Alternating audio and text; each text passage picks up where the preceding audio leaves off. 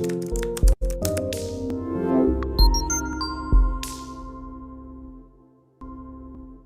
I started to study the economy and as I started to study the monetary policy, underlying economic forces, propagandized information, I'm like,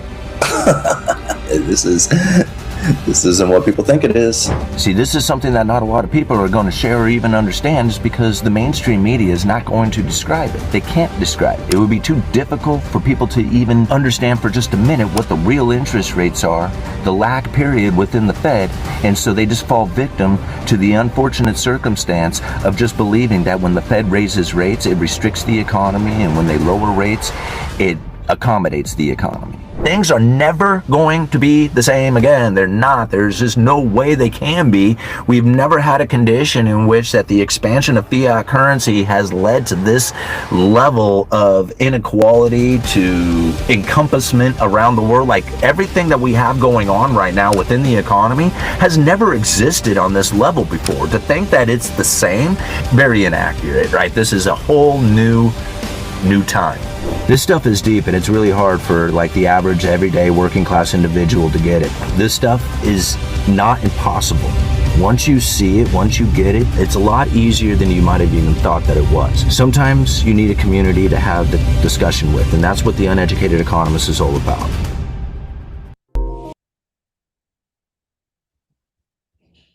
Here we go. Keith, how are you, man? Today's the best day of my life, Ben. Doing well, man. What an intro. Thank you, man. That was great. That's all you, man. That's all you. Keith, I'd love for you to intro our guest, and so we can get into that. Yeah, well, we've got Simon with us. He is known online as the Uneducated Economist, claims to have no formal economics training, has spent years working in the lumber industry, selling at a lumber yard. And this is where your real read on the economy comes from. You've built a YouTube following of over 150,000 by breaking down monetary policy from the working class point of view. It's all in your own words, no suits, no desks, just straightforward information from the car as you are sitting in right now, which is super cool to have that treat. So yeah, thank you for taking the time to join us. Anything that you think we should touch on about who you are? Well, I want to thank you guys for inviting me on today. I love sharing this information. I love having the conversation. And once you get me rolling, I just don't shut up. And, really right now, what we have going on within the economy is a lot of misunderstanding, a lot of confusion, and a lot of uncertainty. And what I found from my understanding of monetary policy is that most of the stuff that we are finding out there on the mainstream media is literally propagandized information to have people believe in a particular way. Once you see how it is that the Federal Reserve conducts their monetary policy through essentially stealth stimulation or even stealth restriction based on inflation expectations and the real interest rates, which are all very complicated to try and internalize. But once you start breaking these things down individually, it starts to paint a picture that is much different than what it is that's shown out there on the mainstream media. It starts to explain the K-shaped economy. It starts to explain how it is that we can have this ever-increasing amounts of money pouring into the system that doesn't yet seem to collapse, and all these things that people are very worried about coming into the future. Once you have this understanding kind of more into an internalized position, all of this starts to calm down. You don't feel the anxiety and the worry like you once did. And that's really what I find is really beneficial from studying some of the things that I have, is that being on this group, boots on the ground position, all the way up to studying macroeconomics to the highest level and everything in between, has essentially given me a feeling of, man, I think and know a lot differently than I ever had before.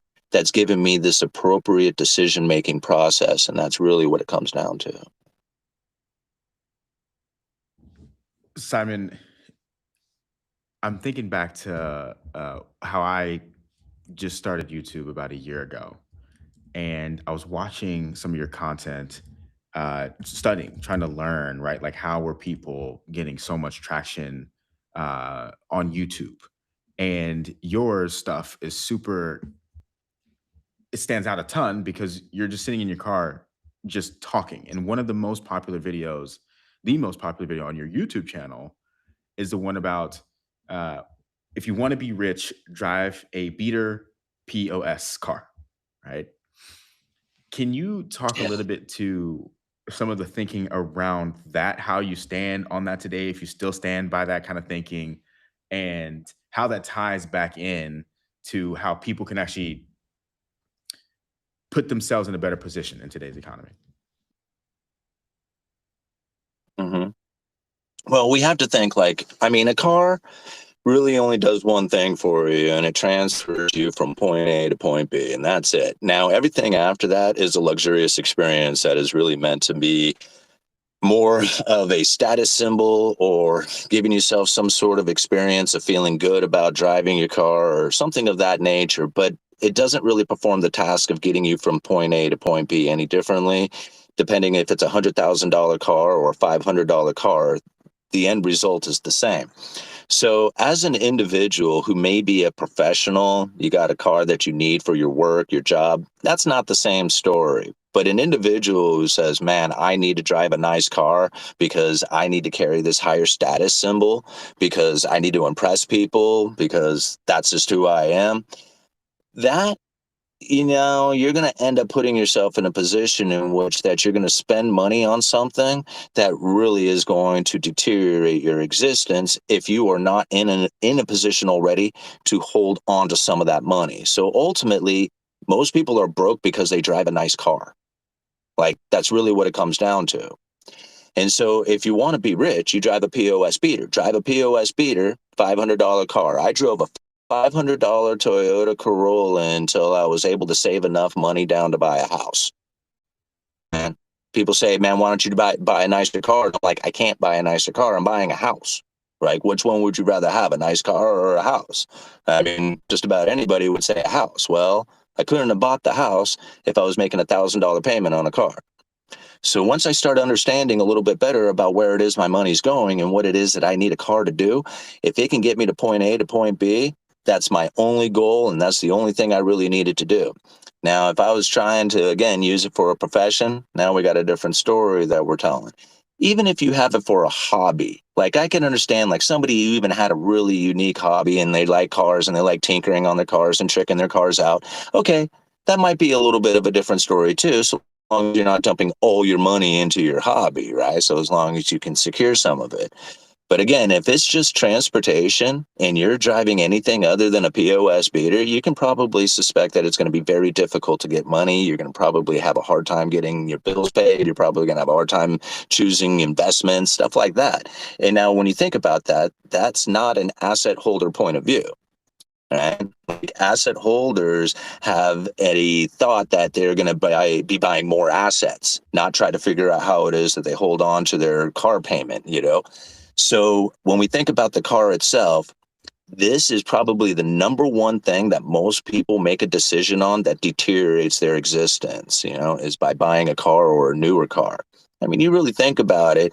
If you were to put $5 into an investment every single day, for your entire life, you could actually come out a millionaire without ever thinking about anything else to do. Just put $5 towards a return of 10% over the course of 50 years, and you're going to end up with $1 million at the end of that. That's like almost like a no-brainer attitude, but yet people won't do that, and they will buy $1,000 a month car. Okay, well, I mean, you just kind of see the direction in which you need to go in order to get the money or, to be broke. That's a crazy thought to think $5 a day. I mean, almost everybody's got $5 a day, almost, but I also wanted to start some Twitter beef real quick. So let me get that Yeah. going. I've got a guy that I follow. His name is Brick by Brick. And he said the other day, he just said this. He was like, once I touch a portfolio near 500,000 to a million, I will not be those frugal guys in the Toyota.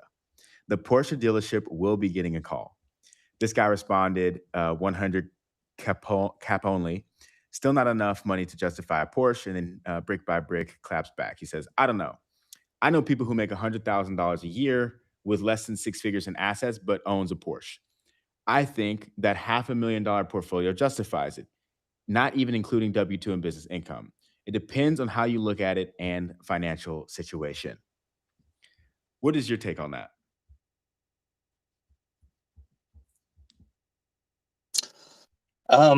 I could have $2 million in the bank. I'll still be driving the Suburban. I mean, that's what it's going to come down to. I just like at this point, I have a little desire to drive a new car.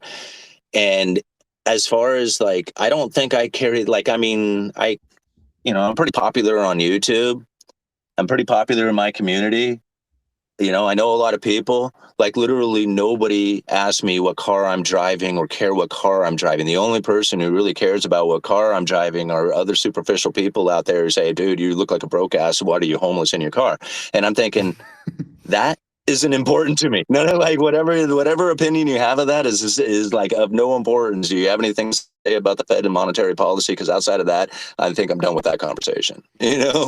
Totally get it. Yeah, I'm the exact same way with cars. I've got the cheapest car that I could buy, and paid it off. And so I'm with you there. I don't think I'll ever expand the scope of what kind of car I have, because my whole thing was always, even if you get this, like, who is impressed by this, and do you actually care to impress those people? Like, for me, the answer was no. Everyone has to come to their own decision. But the question that I wanted to ask you, Simon, was, you talk a lot about the not just the pain that's in front of people's face, but the reason why the pain is taking place. And I would love to know if you thought about what is the split in terms of why people are suffering so bad, in terms of like things are broken versus broken behaviors.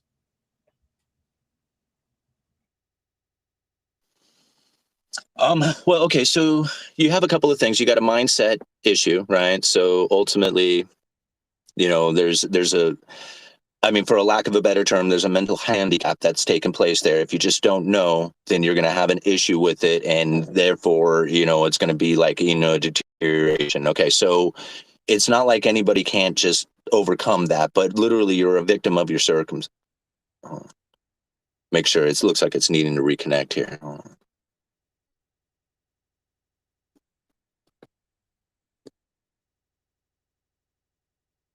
You're on mute, Ben. Yeah. Okay. There we go. Okay. So, so a lot of us are victim of our circumstances, and that's unfortunate, right? Because now this is a mental issue that really ends up taking place. And like, if you were understanding of the situation differently, then you wouldn't be making the decisions that literally send you into the abyss.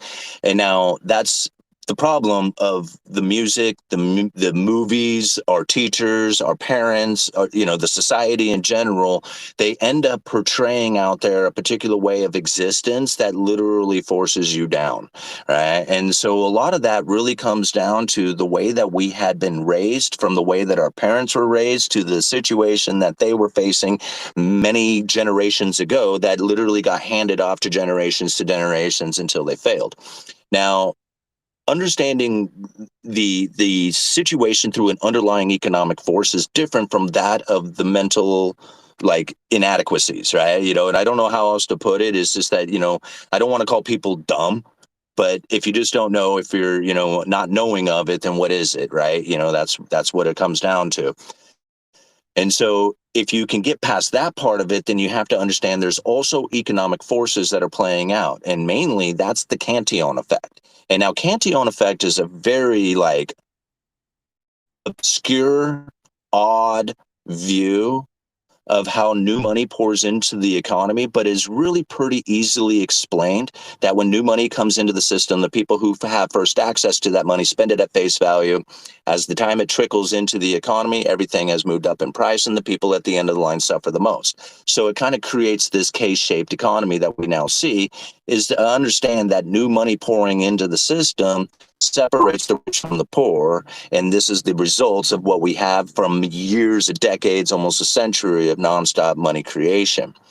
So to know the underlying economic force that is playing out is one that when we went from a manufacturing powerhouse, we produced here in the United States the world's greatest stuff, sent that stuff out there to the world, and the world sent us their gold, and we raised our standard of living to a very high level. Once we raised our standard of living, everything was moving up in price, and the foreign competition started coming in. Once foreign competition comes in, domestic manufacturers are leaving. Those are the good manufacturing jobs. And again, this divide of inequality is taking place. if you keep going with the Cantillon effect, you're going to find that ever increasing amounts of new money continues to pour in, and ever increasing amounts of domestic manufacturers are going to leave. And the wedge of inequality is just going to drive ever deeper until the new money turns off and everybody falls into pain and misery.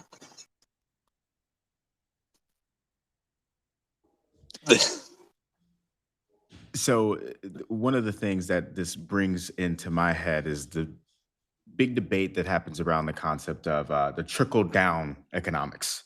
Can you break down the relevance of that term and whether or not that was something that actually worked, and what does it even mean? No, there's no such thing as trickle-down economics. I mean, there's an idea that if you give the rich a bunch of money, they'll invest it, and then invest them, and that investment into the economy will then create the jobs, and money will flow down. That's so inaccurate. I mean, it does kind of happen in that way, where if you give a bunch of people money, they're going to start spending it into the economy, and so therefore there is like a stimulating effect that occurs from it. But really, you just think about it. If the poor don't have the money, who does? Right? If the poor don't have the money, somebody's got it. And if you give the poor a bunch of money and then all of a sudden they don't have it again, where did it go? Right? It went right to the rich. And so here we have this exact example of this taking place during COVID, in which that the household savings had increased dramatically. And everybody was like, hey, look at the inequality. It's like, not growing as fast, or I don't think it was necessarily shrinking, although some people tried to argue that. But it wasn't growing. And they were like, look at the household savings have increased, and this is kind of preventing the inequality from taking place. And then give it a few months later, years later, what happens? All those households spent all that money, and where did it go? It went right to the rich, and the inequality got worse. No matter what you do, this is the direction in which that money flows. It goes from the poor to the rich, and then the rich concentrated. Now, you can have the rich go out there and spend that money, but ultimately, where does it end up going? Right back to them again, because if the poor don't invest it, if they don't keep it, if they don't do something with it, then they're going to end up spending it, and where does it go? Again, right to the top. So trickle-down economics, although it can create a stimulating effect within the economy, and people say, hey, man, look at all these people working and all this, kind of benefit from that. But the end result of it over time is more inequality, because it's new money that comes into the system. Anytime you ever inject new money into the system, whether it's at the top or the bottom, it will eventually create the inequality. There was a headline that just came out very recently, over the past week, that was about um, basically the labor share of GDP in the United States getting to historically low levels. Um, I'm pretty sure that's the stat line. It may be something slightly different than that, but how do you actually measure inequality?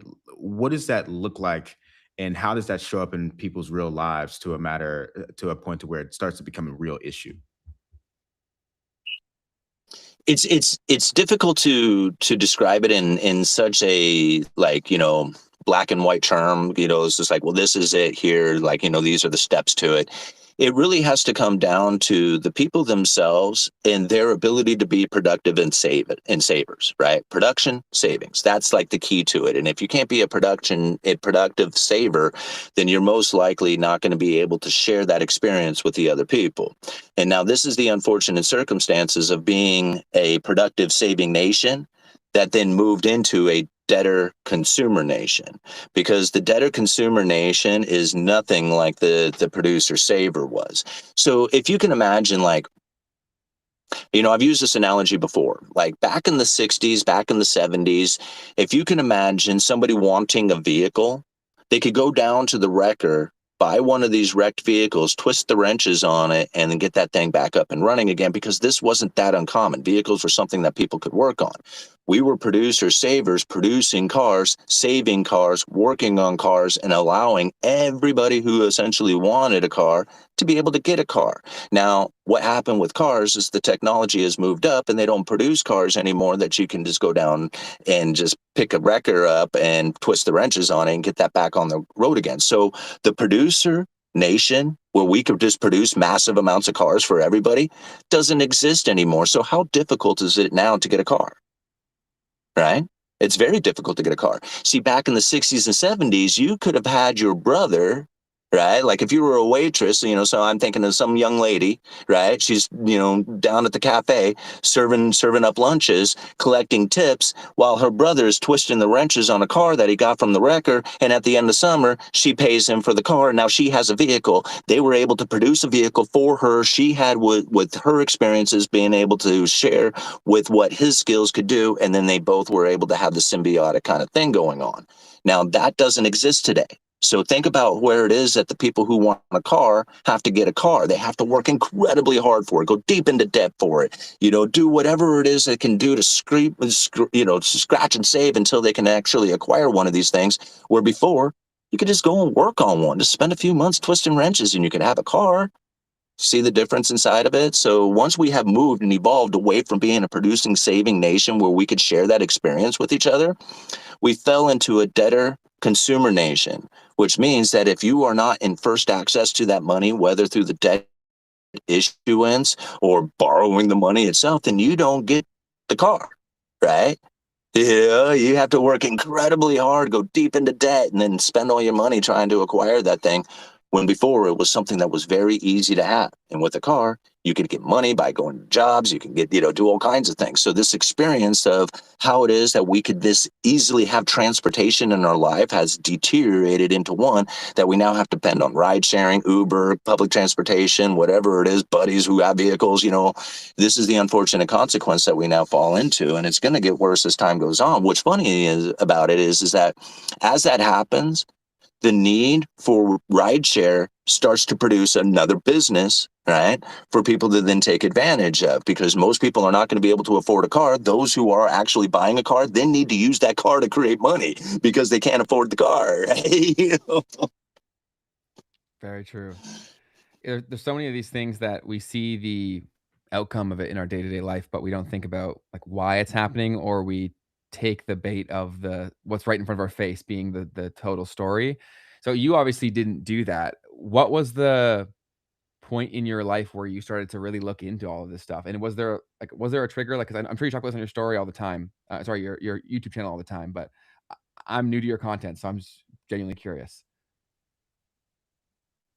Oh yeah. So what got me into economics? Yeah. Pretty good, pretty good question, really. So ever since I was a kid, I always loved like coin collecting and like kind of the foreign currencies or odd money, this anything that was not usual. I always collected that. So I always had kind of this interest in money itself.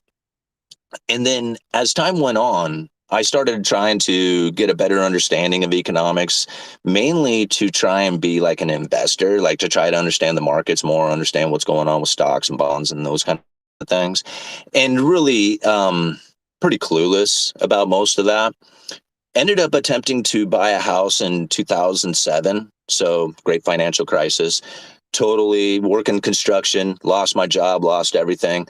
Uh, oh, shoot, my device is starting to overheat, guys. So I hope it doesn't die on us. If you turn off the camera, that might help with So that. how do I turn the camera on? There you go. Okay, there we go. All right, cool.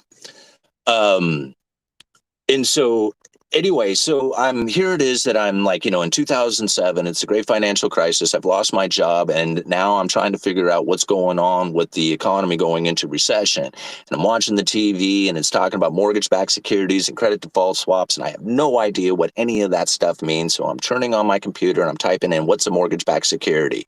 And I'm reading up on it. It's like, okay, a box with a bunch of investments. And okay, I was like, okay, so it's a group of mortgages. All right, whatever. Right? What's a CDS? What's a credit default swap? Oh, it's an insurance policy on the mortgage backed. Whoa. Oh, when all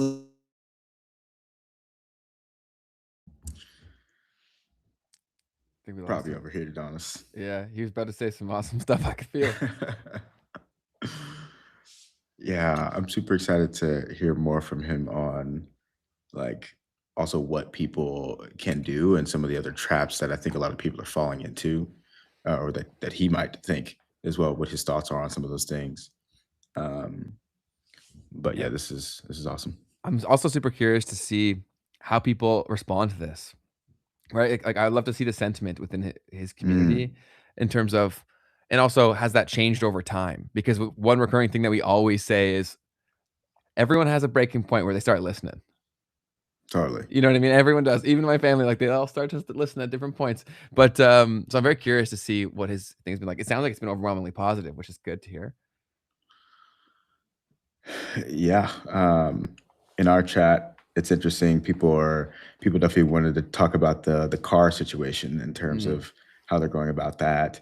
Um, and it's interesting too, man. This is another thing I keep on thinking about, like the states. It's in probably Canada as well. Mhm. Like you gotta have a car, you know? But they're making these 15-minute cities, bro. I don't even think that's a conspiracy theory at all. Like Okay. these, Okay. I don't. Every new building that they're putting up here in Toronto, man, has like 20 parking spots. They don't want you to have a car.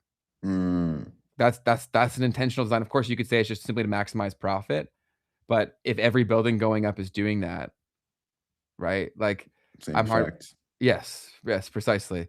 So like it's actually shocking. This one building that I know who lives in, like someone that lives in there, and it just went up. It's a city, bro, in and of itself. There's gonna be shopping and everything in there, and I'm not exaggerating. There's like maybe 100 parking spots, maybe. He's back. Awesome. How are you? Uh, I'm doing well, man. All right, so hopefully, let me turn that off and kind of continue on here. Yeah, go for it. So anyway, yeah, are we recording and all that? Yep. Yes, sir. Go for it. Yep. Okay. Cool.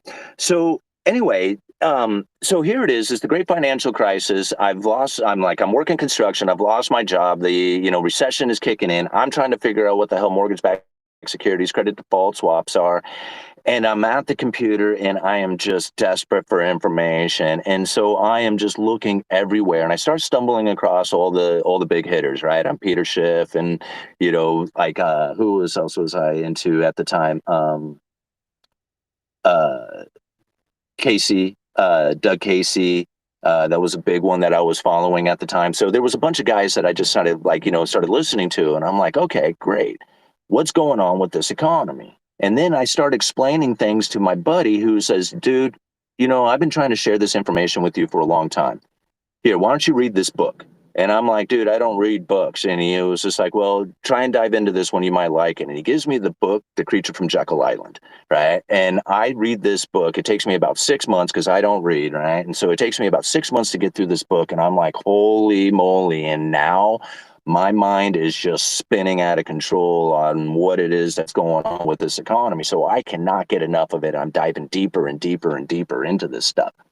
And so the more I dive into it, the more questions that I'm asking, the more I'm looking for answers, the more I'm babbling on about it. I have this girl who comes up to me and she says, and this is at work, and she says, listen, dude, she says, you need to start a blog or a YouTube channel or something because nobody here understands what you are talking about and you are driving us crazy.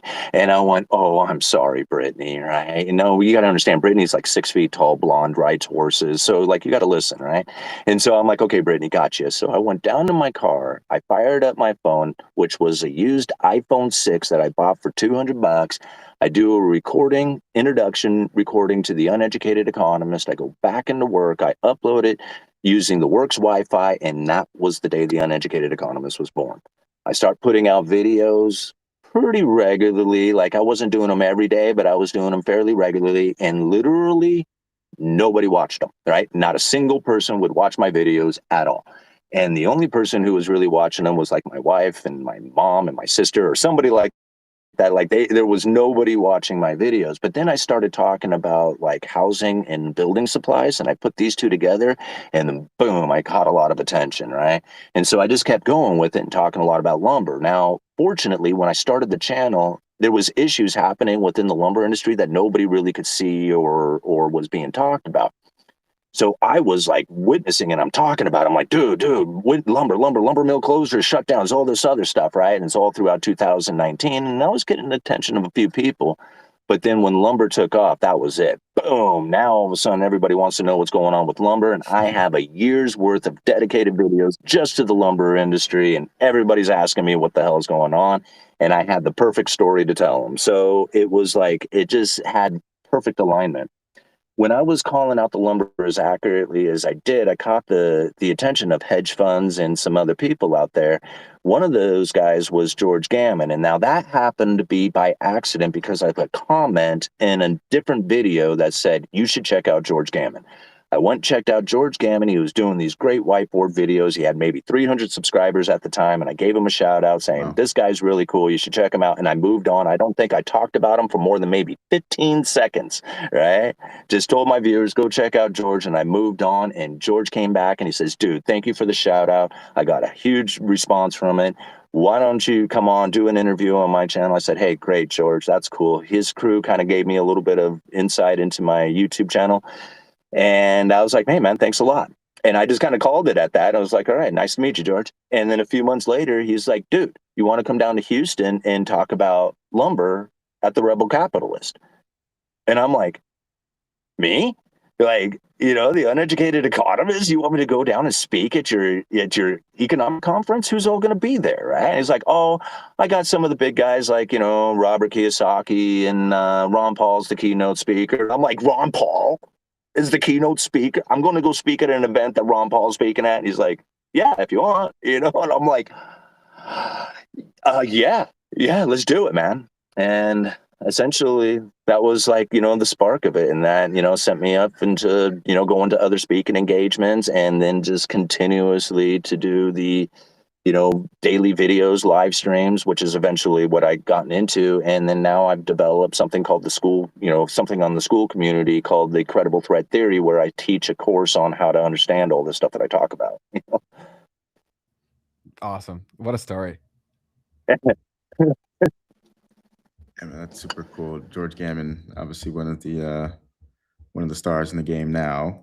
And so the fact that you were there earlier on in his journey on the internet, at least on YouTube, is super cool. Super cool. One of the things that I definitely wanted to get into with you is the dirty word. It's a dirty word, man. At least around here it is, but it's capital P, politics. Right now, it feels like probably in the United States, more divided than ever. And I would want to hear your perspective on how much of that is downstream of the economic situation, or if it's more of the other way around. Do you think that that politics is something that has gotten so out of hand because of the way that people are suffering economically, or is it the reason? So anyways, yeah, I'd love to hear how you look at the way that people are getting so polarized and how that plays into the economy. Okay. So let me give you a little bit of background in me when it comes to politics, is that during the great financial crisis, I was hugely political. And I was very conservative, Republican minded at the time. And I was losing faith in politics. And when I came across Ron Paul and his message, I was like, man, this is totally, I am aligned with this. I love this freedom movement. I love the idea behind it. And so at that time, I was hugely involved in it. Like, you could ask me just about anything that was involved in politics at the time, and I could have given you an opinion about it. I knew all the senators, I knew all the Congress people, I knew all of them, right? I knew everybody that was involved with it. And when I saw what happened to Ron Paul when he was running for president, and he was essentially blackballed by the Republican Party, and I'm like, I think I'm done with you guys. I think I'm done with the Republican Party. I'm done with Democrats. I'm just done with this altogether. And I started taking on much more of an anarchist mindset, and not one that I want to destroy the government, but more of one that I can just live my life without government involvement at all. Right. And the more I can get them out of my life, the better I would feel about that. And so that's kind of the mindset that I ended up going with, not one that I wanted to destroy anything out there, but more of one that I just want to live as independently and free from their control or the control, whatever you want to look at it, as I possibly can, which is very difficult to do, especially if you're like, in the mindset that, you want to be involved with it. Now, something very interesting happened when I was doing the study of the Federal Reserve and their monetary policy, is that I initially went into it with the idea that I'm going to figure this thing out from a political mindset so that I can end the Fed, right? That was my idea, is that I'm going to go into this, I'm going to figure it out, and I'm going to end the Fed. And so I started diving into it to try and understand what it is that was happening. And so I'm reading speeches from the Federal Reserve, looking for the information that I can use to end the Fed, my political mindset and everything that's going with it. And I can't understand anything that's being written in these speeches, like literally nothing. Like they are, like I understand the words, like I can understand the definition of the words that they are using, but I cannot understand the meaning of these speeches that they are giving. It is so confusing.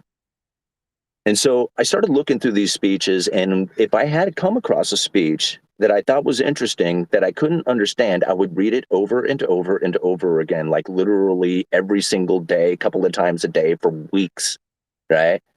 And now I'm not much of a reader, so I'm like, got issues with it from growing up or whatever, but I'm forcing myself through this, right? I'm getting through these speeches. And as I start to find things in there that I'm like, I didn't understand, I would read it over and over again until I finally understood what it was that they were talking about. And as I start reading through these speeches, I start to come across an understanding of monetary policy that was very unique to what it was that I was hearing out there on the mainstream media.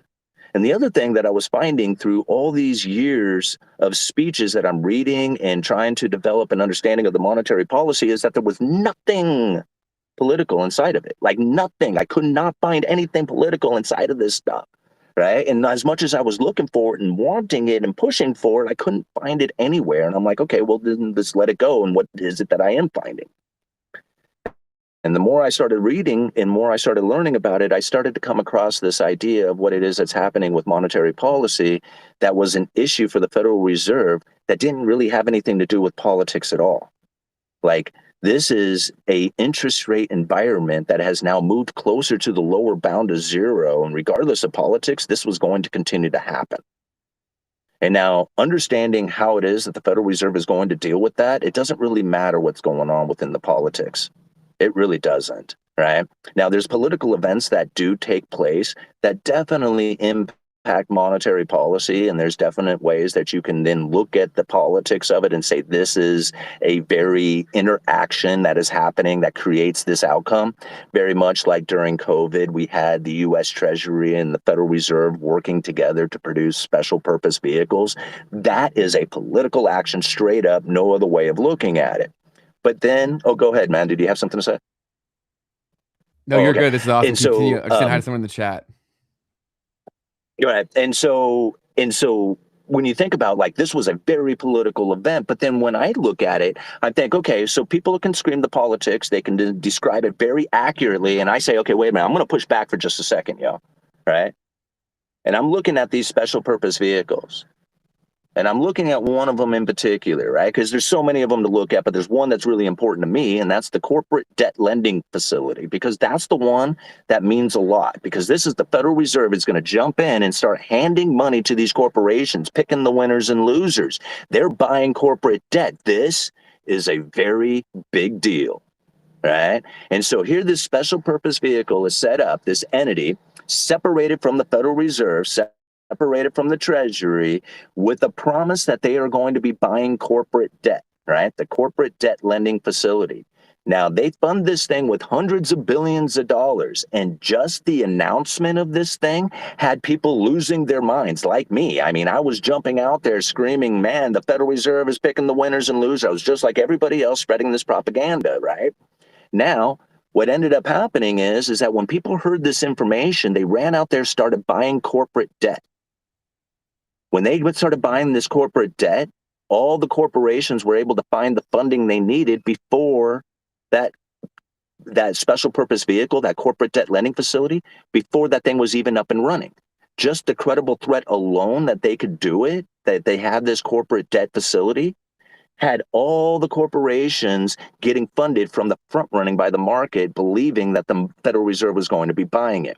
That political action right there literally had no action whatsoever but a mindset trigger, And so this is a very much political game that is definitely used within the monetary policy. And so if you want to look at it in a political fashion, that's how I look at it, right? What kind of, image, information, meaning, or delivery of messages, is it coming from politics that then interferes with the monetary policy? How does that raise the inflation expectation? How does that lower the inflation expectation? What does that do for the people's belief system? Because that political thing that's happening over there definitely interferes with the monetary policy. So that's the way I kind of look at it, but it's not a direct, like the Federal Reserve is going to act political. Well, no, absolutely not. Absolutely not. They do not make decisions on the case of the politics. That's not it.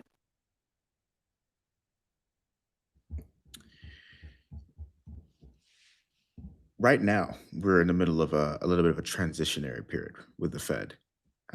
New Fed chair in there, Kevin Warsh.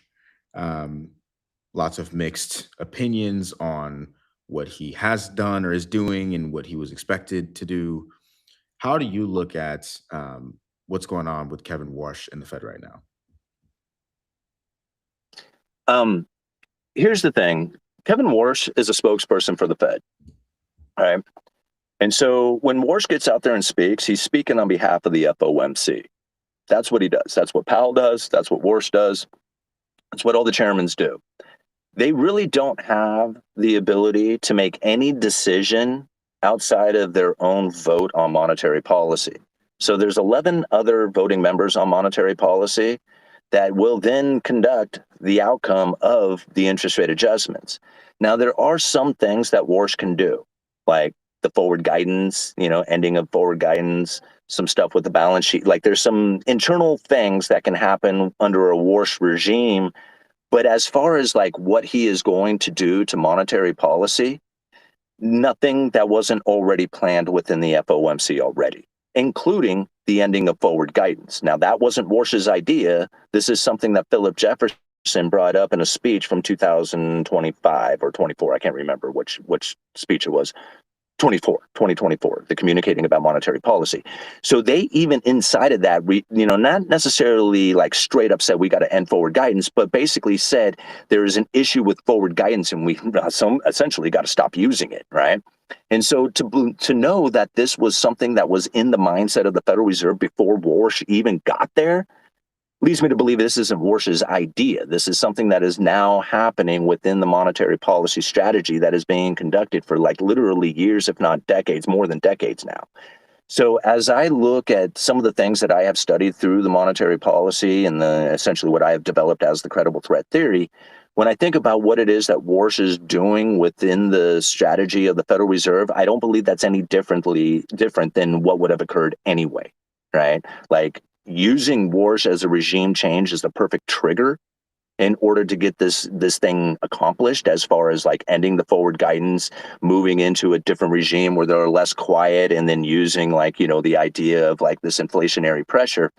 This isn't something that is well expressed and understood through the communications of the Federal Reserve. Like, they do not tell people, hey, if we allow the inflation expectation to rise, it's going to ease the economy by the lowering of real interest rates. So get ready for that. They don't tell people that, right? This is something that is very not understood by most people out there, as they think, well, the Federal Reserve's got to deal with the inflation and got to bring the inflation down, so they're going to raise rates.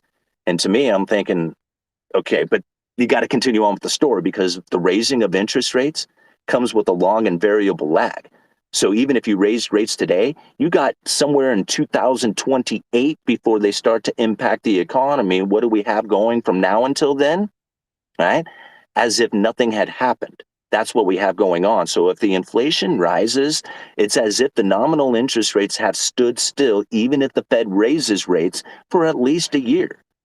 That is going to lower the real interest rates, and it's going to stimulate the economy. You can actually find evidence of this taking place now. They're still amazed by the resilient consumer. They're still amazed by this tight labor market that doesn't seem to be giving up. Unemployment doesn't rise significantly.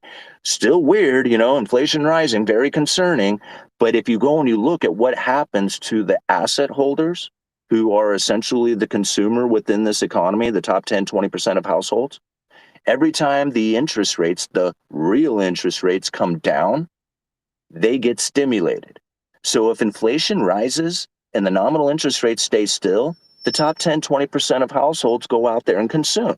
And that's why we have such a resilient consumer right now. It doesn't have anything to do with the worker anymore. The worker's out of the game. Like they're not part of the Fed's decision-making process anymore. You talked about the strong labor market, and you've talked about this in your content in general, and how the data that we're getting is not really necessarily representative of what's actually going on. I've heard you break down a specific idea around um, basically people are getting different jobs, and that's how the labor numbers can stay the same while things might actually be getting worse. Can you break down a little bit of that? Okay, so I think a lot of times it's, um, we think, okay, there's going to be a recession, and now what's the worst part of a recession? Everybody loses their job, and the corporations get bailed out. But we didn't really have this situation take place in the same fashion. So what I had described was something called the recessionless recession, in which that you were going to experience things within the economy that seemed like it should have been a recession, like people losing their good paying jobs and not a lot of bankruptcies and failures and stuff like that. But yet it's not a technical recession that is called. And this is exactly what we had experienced. How many times did you hear the people say, oh, the inverted yield curve, the SOM rule, all these things, these indicators of a recession that never manifested into a recession? Well, that's because they were looking at the economy in the old school fashion. See, here's the thing that the Federal Reserve really used to do in order to create an inflationary or disinflationary scenario is they would focus in on the labor market. So they had something called the neutral employment rate, right? Or the neutral unemployment rate. I forget. Yeah. Anyway, it was a position in which that there was enough people working that there would be either an inflationary pressure or a disinflationary pressure. And then there was a spot in which that it was neutral. Now, this neutral employment rate, this is what the Federal Reserve would focus in on for an inflationary pressure. So if they wanted to create inflation, they would lower interest rates. And now the main thought is that people would borrow that money to go out there and consume, which is true.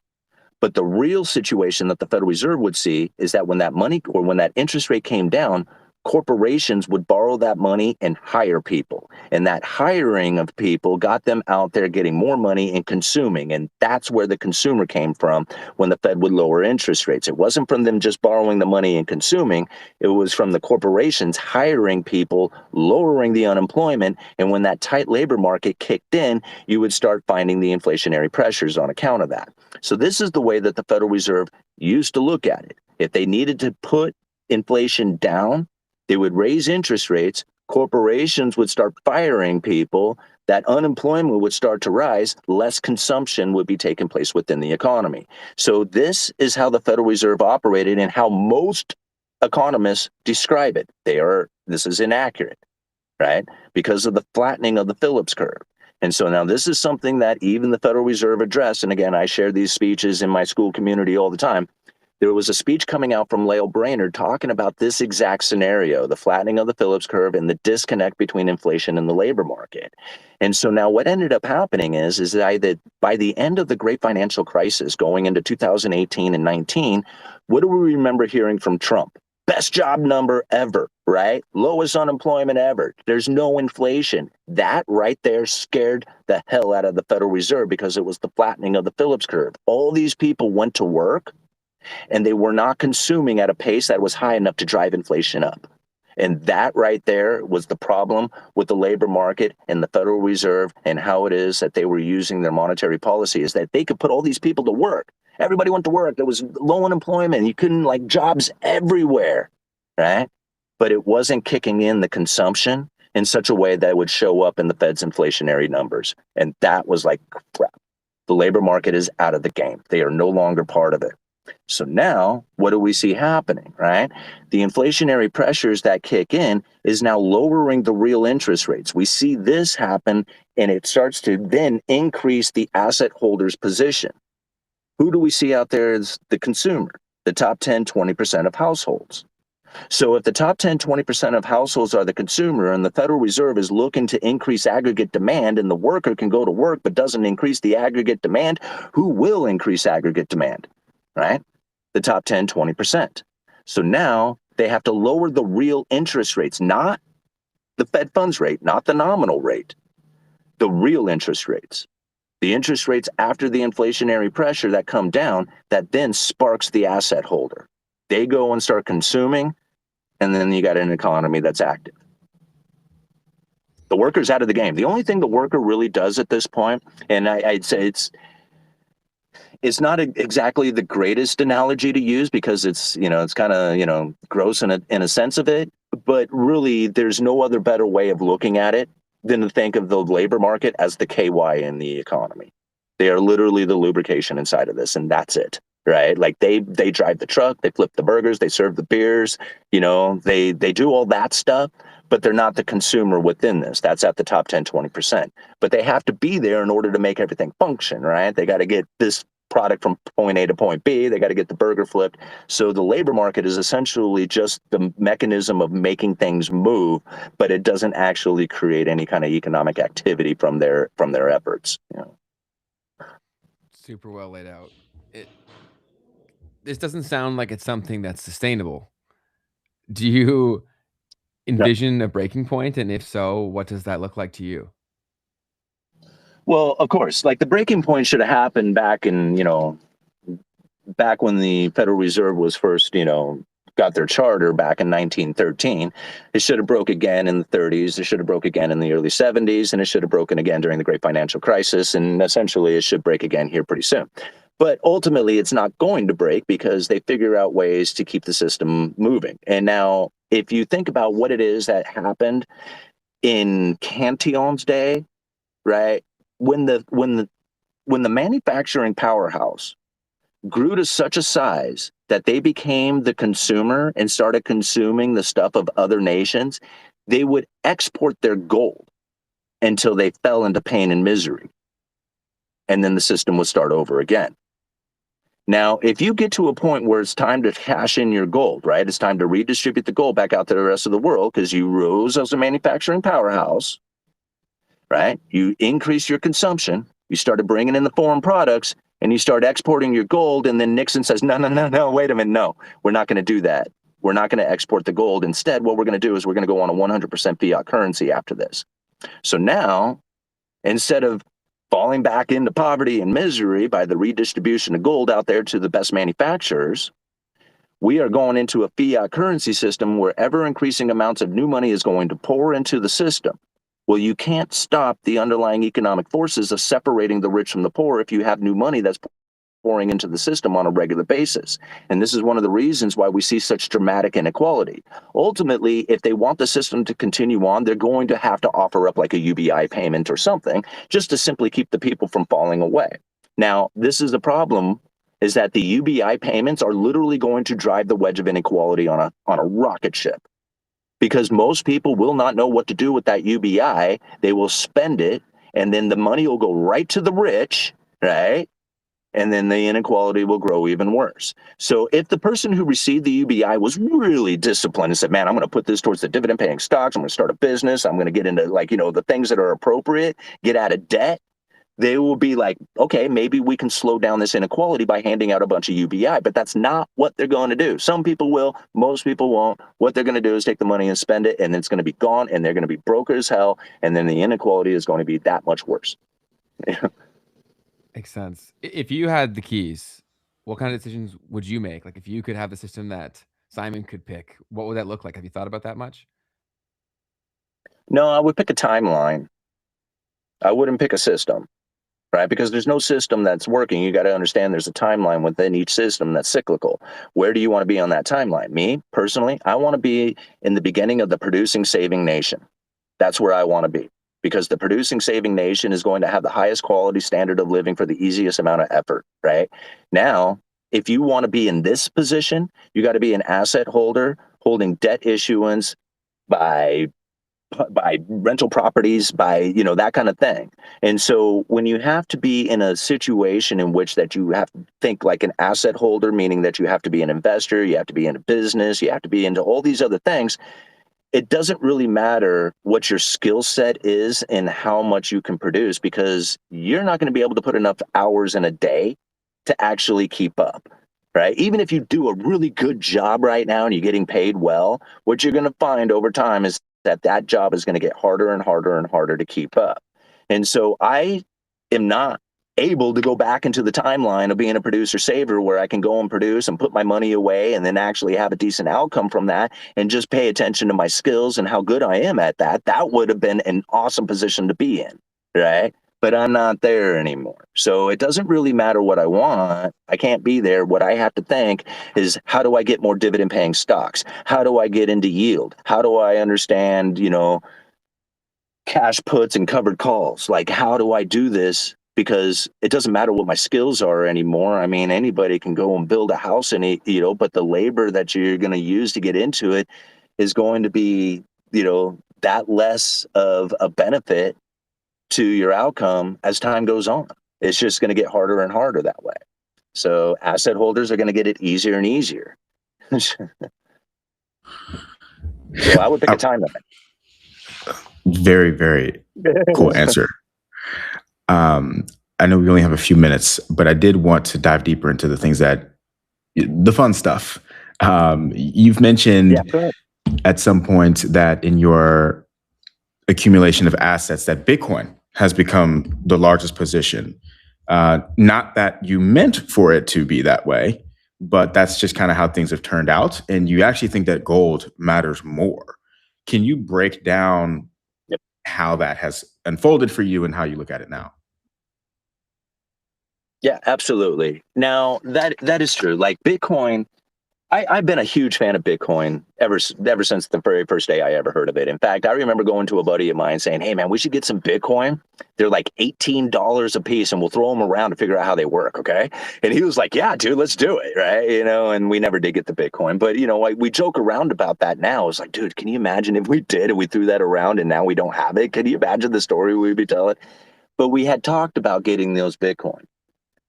I have been a big fan of it. I bought a little bit of Bitcoin all the time for years. In fact, I had gone to Lynn Alden, asked her personally, straight up, how do I time the Bitcoin market? She says you can't do it. She says you got a dollar cost average for 4 years. And I said, okay. So I took her advice because, she knows more about Bitcoin than anybody else I know. And, when she straight up looked at me right in the eye and says, you can't time it, dollar cost average, I said, okay, I won't even second guess it. So for 4 years straight, I did exactly that. I dollar cost average into Bitcoin and absolutely killed it. I could not believe how well that 4 years did with it.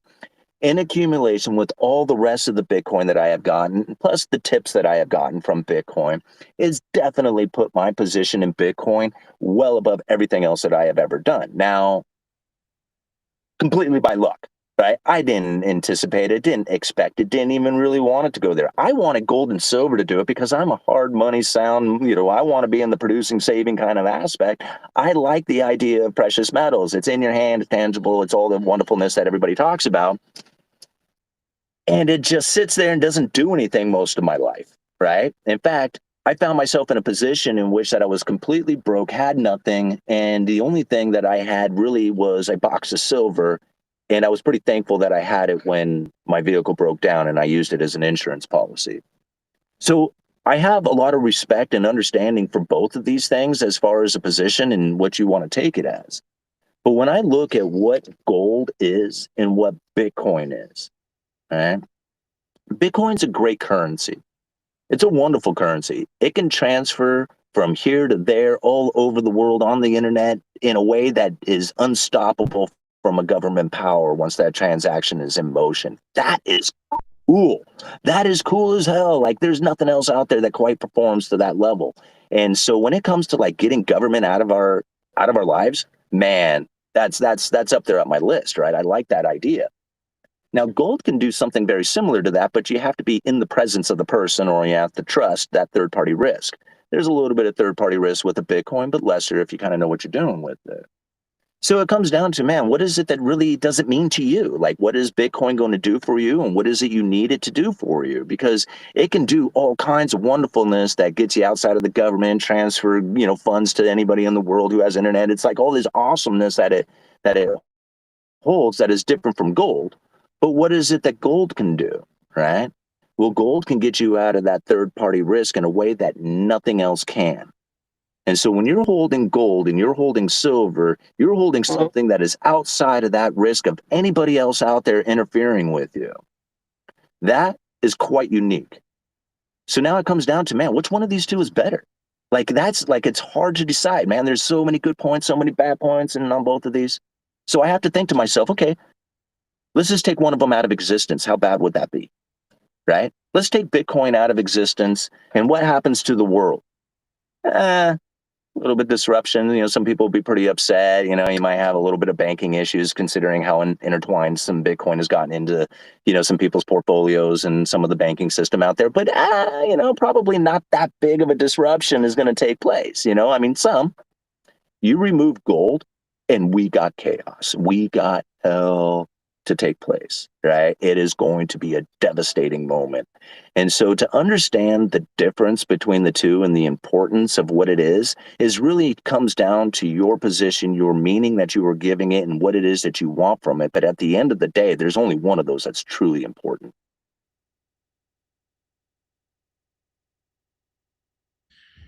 Super, super fair take on it all. I think we just had a massive hack from a hardware wallet in the Bitcoin community called the Code Card wallet. And that is bringing up a lot of these conversations yet again. It's like it might be outside of the system, but if it's still on the internet and it's not something that's in your hand, then that creates other concerns as well. So Absolutely. appreciate you sharing. Yeah, absolutely, man. I mean, I look at all things as a possibility. Like I don't try to exclude anything out of like there's some people who are like, oh dude, you shouldn't be working a W-2, or you shouldn't be investing in that, or you shouldn't be doing all these other things. And I'm thinking, is there cash flow over there? Okay, because that's the only thing I'm really concerned about right now. What's your opinion of it? Maybe, I might take it in its consideration. If you got some nuggets of something in there that might be useful, but I'm looking for cash flow anywhere I can get it. And if I can get it from bond yields, if I can get it from dividend stocks, if I can get it from a business, if I can get it anywhere I can, then I'm pursuing that. And so for me, like I look at all opportunities out there, and I don't literally I don't dismiss something just because of the counterpoints, people who love Bitcoin hate gold and people who love gold hate Bitcoin. I don't take that kind of view. Like to me, it's just like, I don't know, maybe there's options in both, right? Super fair. That's where I always have problems with when someone just has 100% certainty in whatever way of doing things. I feel like it's just probably not the best for overall uh, risk mitigation at the minimum. Mhm. Um, Final thing, Simon, we like to do a Yeah. one word game. Uh, I'll say a word and you give your first word that you come up with as a reaction to that. Okay, it sounds fun, man. I tell you, this sounds almost like I take a acting class, and I am like I love acting, I love doing the thing, getting up on stage. I am terrible at improv. Okay, like some other people there are just killer at it. I'm like, how do you guys do that? That's so good. Okay, go ahead. Here we go. First word, wash. um, Propaganda. Fed. Um, Real rates. Politics. Uh, White noise. Trump.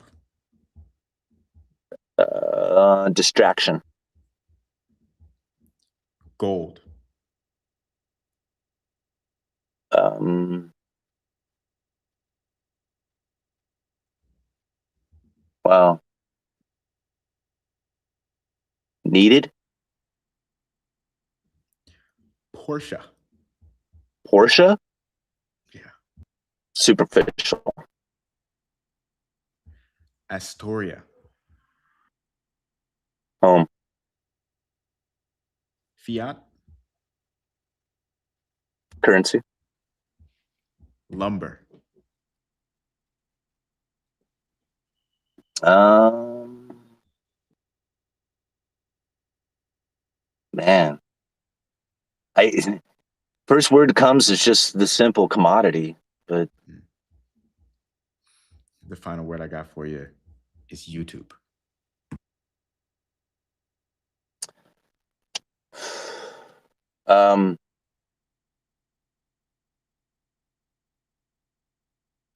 Man, the only word that I can think of when I think of YouTube is thankful. Super fair. Super Love it, fair. man. Love it. Appreciate you taking the time to do this, Simon, for real. Yeah, thank you, Simon, so much. It was great to meet you. The chat loved having you here. We have been requested to get you on a bunch of times, so super happy we were able to make it happen, man. Well, thank you for having me on, man. This was a great conversation. I love sharing this information. You guys are like awesome hosts. So this was a hell of a lot of fun. An hour went by in no time at all. So this is great. And I appreciate you. Of course, man. Everyone watching, go subscribe to Simon's channel. It's linked down below. The first link's down below. So go show him some love. Thank you, guys. Thank you. Have a good one, Simon. Thank you. You too. Cool. How are we feeling, Fantastic. Getting introduced to this whole world of monetary economics and whatnot from the Jekyll Island, the creature on Jekyll Island, is probably pretty wild. I think it's probably for someone like him, it's probably a great place to start, to be honest, because you're diving right in. It's right in there. Yeah. Right in there. I was looking for if you notice, I was looking around for something. I was looking for the book. I was trying to show it on the camera for people who want to go download it themselves. But a lot of things are hidden behind like barriers of friction, right? Like a lot like the point that he was saying, but I didn't have time to chime in, is I've had that thesis for like traditional academia forever, where like they deliberately make everything complicated as fuck. So that's like there's like elitist, like you basically have to know a language. You have to know like a secret code to be able to participate in these concepts that aren't that complicated. But because there's a word set that you can only have if you went there, you think you're dumb. Totally. It's so stupid. But in the books is one of the best ways to get through that is to go consume something you don't know and read it like 4 or 5 times. I know that sounds crazy, but the 5th time you'll know so much more. I also do love Kindles for the purpose of being able to look up definitions while I'm reading. That's one thing that Kindle has going for it that a traditional book doesn't. I definitely opt towards traditional books, but yeah, it was a great combo. Absolutely. I guess it would have actually been a little bit interesting to hear if he does any of the altcoin stuff at all. But I would assume probably not too much. That'd be my guess too. But maybe, and someone had asked, we should have talked to him about XRP, but we're just so limited on time. We'll definitely have him on again and have some more questions, and then our private community will also be able to pitch some questions that we ask as well. So very true. If you guys have yet to join our private community, we launched that. Is that Tuesday? Yeah, we did. It's live. We've got some people trickling in, and we've got a special pricing for people that are coming in for this month. So definitely, if you haven't already, come and join us in the private community in the Discord. Yeah, the founders rate will be for the first month, and then we're also working on something that will be really cool, but I can't guarantee that it'll happen yet, so I don't want to promise it until I can guarantee it'll happen. but I can promise you will like it, and it will be limited to the first month if we can make it happen. I'm waiting to hear back on our head of community. Totally, and the link to the private community is in the description of this video. So if you see where it says join the Memes and Markets private community, you can sign up there and then join us in the Discord, where we're talking about basically just things in real time as they're happening. It's like an after hours opportunity to come and chat and be a part of the conversation, get to know each other a lot better, and as well as to make suggestions, right, for things that we should be talking about here, and just having a little bit more direct sort of back and forth and feedback with us and anybody else in the community. So totally. Check it Link out. down below. Go check it out. Do we get a founder's role? Something like that, Brian. I'm working on it, man. It'll be even more specific and definitely an inside joke, which will be great. But more monkey business says Simon loves XRP. Interesting. So there you go. But yeah, we'll have to have him on to talk about that further. Yeah, I got to stop making assumptions about my guests. Good stuff, folks. I think that's pretty much the main thing for the first half. Anything else you wanted to chat on? No, I think that was great, and I'm sure it's the beginning of a recurring thing. I'm sure he'll come on and we can talk about things more consistently. But yeah, super good time, and we appreciate all y'all in the chat for participating as well. Yeah, Me jump in the second half. Well, then I've got some news. Hit me with it. Hit me with the news. Did his Wi-Fi cut? There we go. Probably.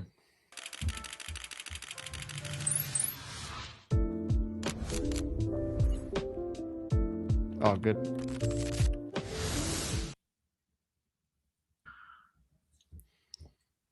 We've got some fun stuff going on today, ladies and gentlemen. This is awesome. You've got, believe it or not, Nikita Beer leaving X product lead role. That's awesome, Keith. Did I say it that way? I know you didn't mean it like that. Uh-oh.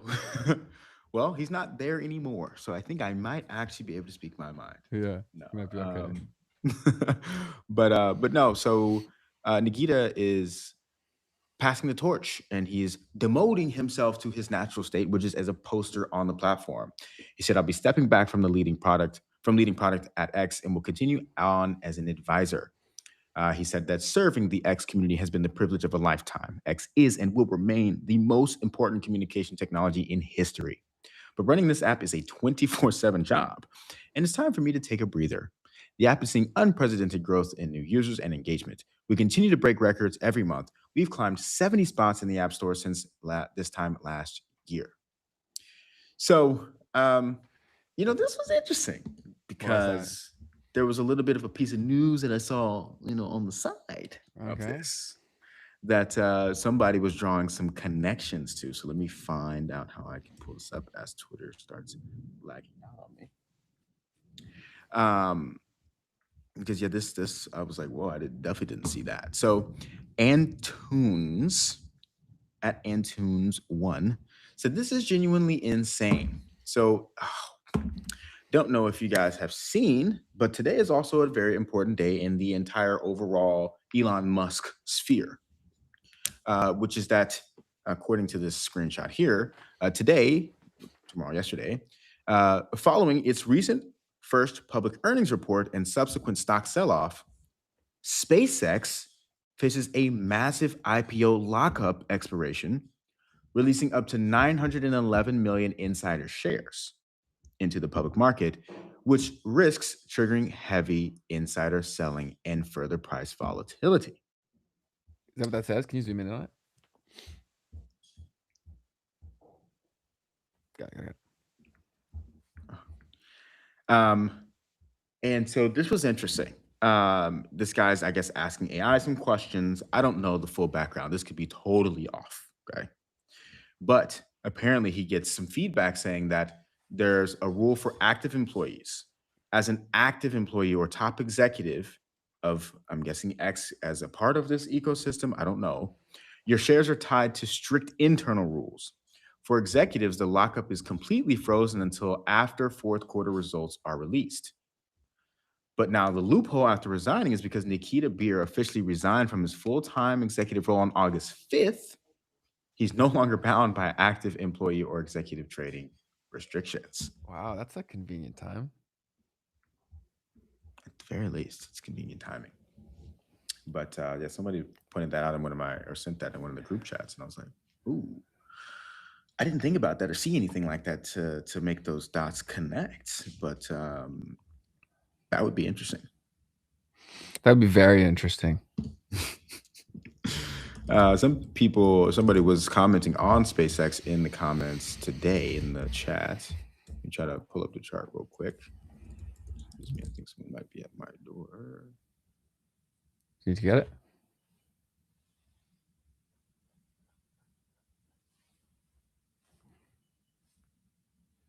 You good? You're still muted. 100% sure. Someone knocking on your door? I don't really know for sure, but I'm just gonna, until it's obvious. Okay. Keep it pushing. So what I've got here, SpaceX actually up a little bit on the day, which is what someone was commenting on. Not much, right? This is very small, minuscule up day, but after being completely in the absolute dirt over the past few weeks, having a little bit of a spike this week going into this, what should be a selling of the news event. So just wanted to point this out, that's what's going on here today with the SpaceX releasing shares as well. I feel like this was pretty predictable. As far as the SpaceX price going down in the dirt like that. Yes. Ah. Yeah. But yeah, I don't know, man. This shit's all so crazy. But yeah, I didn't care to participate, and I think we were pretty vocal about our view on things. But yeah, We even turned it down. I turned it down, man, just to grind for the rap. Another piece that we've got here, the next piece, is ARC, which is Circle's L1 blockchain for real-time finance and tokenized assets, has announced that it will make its public mainnet launch on September 16th, 2026. Some of the founding validators on the ARC blockchain will be including BlackRock, Lovely. Visa, MasterCard, and the DTCC. They have partners such as Uniswap and MetaMask that are highlighting growing institutional interest in this space. Wow. That's fascinating, ladies and gentlemen. Crazy things being built. People don't look beyond the headlines or looking at the right headlines. But yeah, there's a lot of crazy stuff going on. Yeah. I just find it so fascinating that like these types of organizations are launching their own blockchain. Like that's a pretty hefty thing to do. And for Circle, it makes sense because they've been around for a while and probably have been working on this long enough for it to actually make sense. But like to launch your own blockchain, you've got to have a lot of things figured out. So many. You know, Wait, what? like just the whole idea of the consensus of how it's going to work, why you're going to use that kind of consensus throughout the network. For private blockchains, it's a little bit, in some ways, kind of more complex. Maybe not, but you just have to refine the exact rules that you want in place for how transactions will work or how people will be able to set up those rules in case that you have a consortium kind of model. But yeah, I just think it's fascinating to think that, you know, this is the approach, is that companies are launching their own blockchains. Like at the end of the day, what I can say about that is that in my eyes, if every single company is going to have their own blockchain, then you're definitely going to have to be concerned about interoperability. At least Yes. otherwise, you're completely ruining the whole point of this experiment, in my eyes. Yeah, of course. That if you're paying attention for one of the realities, like that would be incredibly important. And I think that at least there's a lot of people fighting for that to be a reality, right? Where they all want to have control over their own chain, and your mind instantly goes to, okay, well, how is everyone going to talk, right? And we've talked about solutions in the past, so go through our back catalog of content. But yeah, man, it's going to be pretty wild because I don't think the future is set. I do think that there will be options and choice to a degree, and competition for who can give the best experience or create the best experience. Do you have anything else there? No, I guess somebody just mentioned Circle stock. So I'll pull that up real quick. Also in the dirt from its IPO. And someone also made a comment on that they Coinbase. learned to stay away from IPOs from what happened with Coinbase. So yeah, I mean, 100%. I mean, this one's, I guess, hasn't been too long. Let's see, this was June 2025. So yeah, just about a year ago. Let's look at Coin real quick. Coin definitely up quite a bit from its IPO today. It'll probably do really well long actually, term. Not necessarily the case. Not at all, actually. Just from the lows, it's up a bit. And yeah, I mean, the thing that's been interesting about the Coinbase stock is it's gone with the price of Bitcoin. So it's been very cyclical, right? In that sense, which is interesting to see that in a stock. I mean, obviously it makes sense, but it's just interesting to see that in the equities market, something that's not like an ETF of Bitcoin or a miner specifically, even still so closely kind of tracking with the trend of Bitcoin itself. I think that'll break. They've been spending so much media energy on putting Armstrong on TV that I'm hard pressed to believe that, unless he's a sacrificial lamb, I'm hard pressed to believe that thing won't do really, really well. Yeah, I mean, at the end of the day, the stock price also doesn't necessarily have to directly be a part of um, how well the company is doing in terms of um, Well, the rules are being rewritten for how revenues. you value these stocks or how people decide to value them. Correct. Yeah, that's very true. Um, but yeah, so that's the only thing I wanted to touch on there. The next piece, Meta AI apparently hacks a firm in a test. Um, apparently, Meta claims that its AI model hacked another company during cybersecurity testing. So, Meta's Muse Spark 1.1 model breached an unidentified company's system during cybersecurity testing. Testing from irregulars, I guess it's company. Uh, okay. Testing firm Irregulars misconfiguration gave the AI unintended internet access. Incident mirrors recent cases involving Anthropic and OpenAI models, and this is raising alarms over AI agent control and safety risks. Did you hear anything about this? No, this is my first Cool. So introduction to it. likewise. Um, well, that's the kind of stuff that's going on. Apparently, we need to probably think a little bit about these firewall situations and how to keep things off of the internet. Sounds like that's kind of important. But Brian says not Meta pulled the happening. Anthropic method. They're all running the same book, man. That's funny. That's pretty funny. Yeah, dude. So that's so interesting to think about. What? Just that's the marketing method. We got to get Internet of Bugs on here because he has the technical acumen to explain why this is stupid. Do you know what I'm saying? Yeah, that's fair. Super fair. Um, yeah, because I mean, I do imagine that I was being serious when I said it, but I guess if you were technical, you would actually be like, "Yo, how about you create a firewall?" Yeah. Or like you made this happen basically, or this was so avoidable, this XYZ reason, or like that's what you were trying to do. Do you know what I mean? Yeah, totally. Um, so next piece here, um, Meta launches Muse Code Agent. So they've released this into beta. It is a coding agent for large software projects. The tool changes, writes code, and Bro. checks results. So that's what they're building with their employees' work, right? Because who else would have a bigger code base than Facebook, right? So it's a very unique problem where that is the complexity of Facebook. It's the interconnection, the interoperability of all of the code because they have so many product lines. So that's what they were. That's what they were. The proprietary data was the value there. Heard.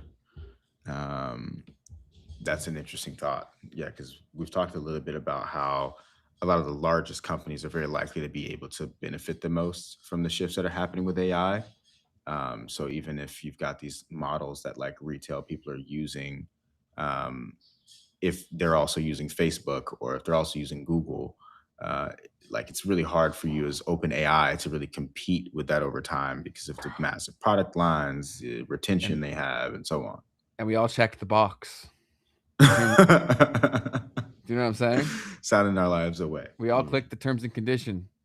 Yeah. So they can use it, right? Like that's why it's so funny that like they farm even for what they want. We brought this up, but I try to repeat examples so that it drives home to people that the product being free was the scam the whole time. Like people need to grasp that concept on a fundamental level. The world is messed up because we went for the free shit. Seriously, nothing is free. Your parents always told you that when you were a kid. It's freaking true, right? And so, not in this current world. Like if the money completely changes, maybe people get to that place. But right now, too big stakes, too much evil. So they can use the user generated content on these platforms to train their models, right? So they'll essentially farm things through features. So Instagram, what they did is the whole what was it, show me yours kind of thing, that sticker feature where you could respond with your picture of whatever trend it was. It was like show me you at 5 years old or whatever it was. Mm-hmm. And they were, my guess is that they were doing that to improve the accuracy of image generation given certain time parameters, right? And like how someone changes and like it's all valuable data, right? The more context that you can give to the data, and the more that it's like IRL stuff in real life, like humans are generating it, the better that it's going to be, because it's new data to train on. So these platforms all have that, and people. That's why your point on Google is such a good one. Is that if the economy doesn't completely or radically change, or even if it does and it's done by agents, there isn't a company in the world that has more business applicable data than Google. It's not even close. When they got Google, like signing with Google, we were all cooked, because it became the one where like then, because the cost of building these new tools in addition to what they had with the email was easy, right? Like to build a Microsoft Word competitor, not that hard, right? To build a Excel competitor, really, really easy. And now we're at the point where people don't even use those softwares. It happened. Microsoft did it first, so it's not like they could cry about it. This was their whole playbook that got used against them. But it's just a bigger deal in the age of data for AI. That's what makes this all way bigger stakes, because before you could extract dollars, now you can extract the future, right? So it's a little bit in dollars. You could argue it's the same thing, but yeah. No, I love it. I love it, man. Very, very well laid out. I've got the next piece here, which is EA, Electronic Arts, completing a $55 billion go private acquisition of its business. The buyers are That Saudis. is so slimy. The buyers themselves, or what? I don't know the buyers, but that's so, like, they have to do that to hide how like they make their money, man. Sorry, continue. So why? What's the drama around EA? Why do you say that? Their games all suck balls, and all they do is release the same watered down piece of shit that we had in like 2012, and they have people addicted to the fucking Ultimate Team shit. So some kid who's literally addicted to the gambling nature of the game will give the next $10,000 he has to play this stupid game, and he's got to reset every year. And they don't even give the modes to that I used to get as a kid, man. Like franchise mode for Madden when I was like 12 was crazy, dude. I used to get that every year for Christmas. I would go down, I would memorize every player and every position. It was so in depth, and I could be autistic as fuck and like love it. Do you know what I mean? And I knew like exactly what trade compensation I had to give to get every player on my team. That's what I did every Christmas. I'd go downstairs and I'd do that because they kept giving me more features. And then randomly, once the whole online thing started, they just extracted. And because what they do, dude, it's a classic bullshit. Like everywhere in the world, they have the IP. So they have exclusivity around the IP. So they're the only one who can make a football game. So if you're a football fan and you have so many layers of I am statements, you buy the shitty game every year. And then they just push you to Ultimate Team. And Ultimate Team sucks ass. There's like these nerds who are dropping like 40 grand to play this stupid game every year. So they just suck. I hate EA. I genuinely hate EA. Well, yeah. You might have yet another reason to hate EA. Lovely. Which is that they just got bought out by private equity. Some of the buyers are Saudi's public investment fund, Silver Lake Partners, and Jared Kushner's Affinity Partners. Apparently, the shareholders received $210 cash per share, and the EA stock is now delisted from NASDAQ. And this deal ranks as the largest, leverage buyout in history. You can't make this shit up, bro. Like, I couldn't write this. Like, even the characters involved that is buying it, and you think of the connection of like, who does this actually impact? It's crazy. Yeah, that's interesting. That's very interesting. You laying all of that out definitely puts those players buying in the perfect position to be the ones to take that to the next level. Totally. But yeah, so thanks for the breakdown on that. Yeah, and I'm sure there's tons of stuff that I missed. I gave up on video games after I caught that the shit was going down when I saw my friends literally getting addicted to it with the whole Ultimate Team crap. So feel free to correct everything that I got wrong in the comments or add to it. Fair enough. Here I've got flock cameras stolen in Winona, which is in Minnesota. So unknown thieves cut down and stole all 8 flock cameras in Minnesota. You had the police department facing up to $40,000 in replacement costs. And this is part of a rising vandalism that's happening against license plate readers amid privacy debates. One other thing, Tux has got a really good point here. Does FIFA have private rights to soccer players and likeness? I don't think they have privacy, but that could really be what it's about here, because he builds on this saying could be leveraged for NFTs in the future. Right? Because maybe that's why they're buying it. Because, wow. Because what does the economy change? I don't know if that's better or worse for them, but I guess if you control the access to it, it can't happen. Because the NFTs are the ultimate solution to this very problem, in theory. Right? If done how you or I would do it. You know what I'm saying? But then if they come in and do this, that may eliminate that opportunity. Yeah, it definitely would allow them to set the terms, right, on what that actually looks like. Which And that's got a crazy TAM there. But sorry, I wanted to include that. What was the point that I missed your whole story there? No, it's fine. That's a very good point. And interesting thinking around all that, because that would be, I mean, that's where you've always gone with what would solve the problem. But it's coming, bro. I'm telling you. And my clips from when we first started this show, where I got clowned on for saying GTA will have NFTs in it. I can see the commercial now, bro. I can see the commercial now. They'll walk into their penthouse and it will have the NFTs on the wall. I'm telling you, bro, this is going to happen, and it is the plan all along. And everyone called me an idiot, and I'll say, yeah, I'm an idiot, but this stuff I know.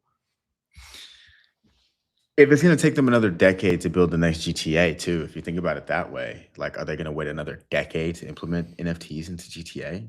That'd be too late. Yeah, that'd be too late. 100%. I think this has been why the delay's been going on, man. I think because the Clarity Act wasn't passed. That's why I think the Clarity Pact is gonna pass. These people all roll in the same circles, bro. It's gonna happen. The whole bullshit. I bet you these people are making a ton of money trading on Polymarket right now for saying the Clarity Act doesn't pass. I'm gonna say it again. I bet you that thing passes. And it was always gonna pass.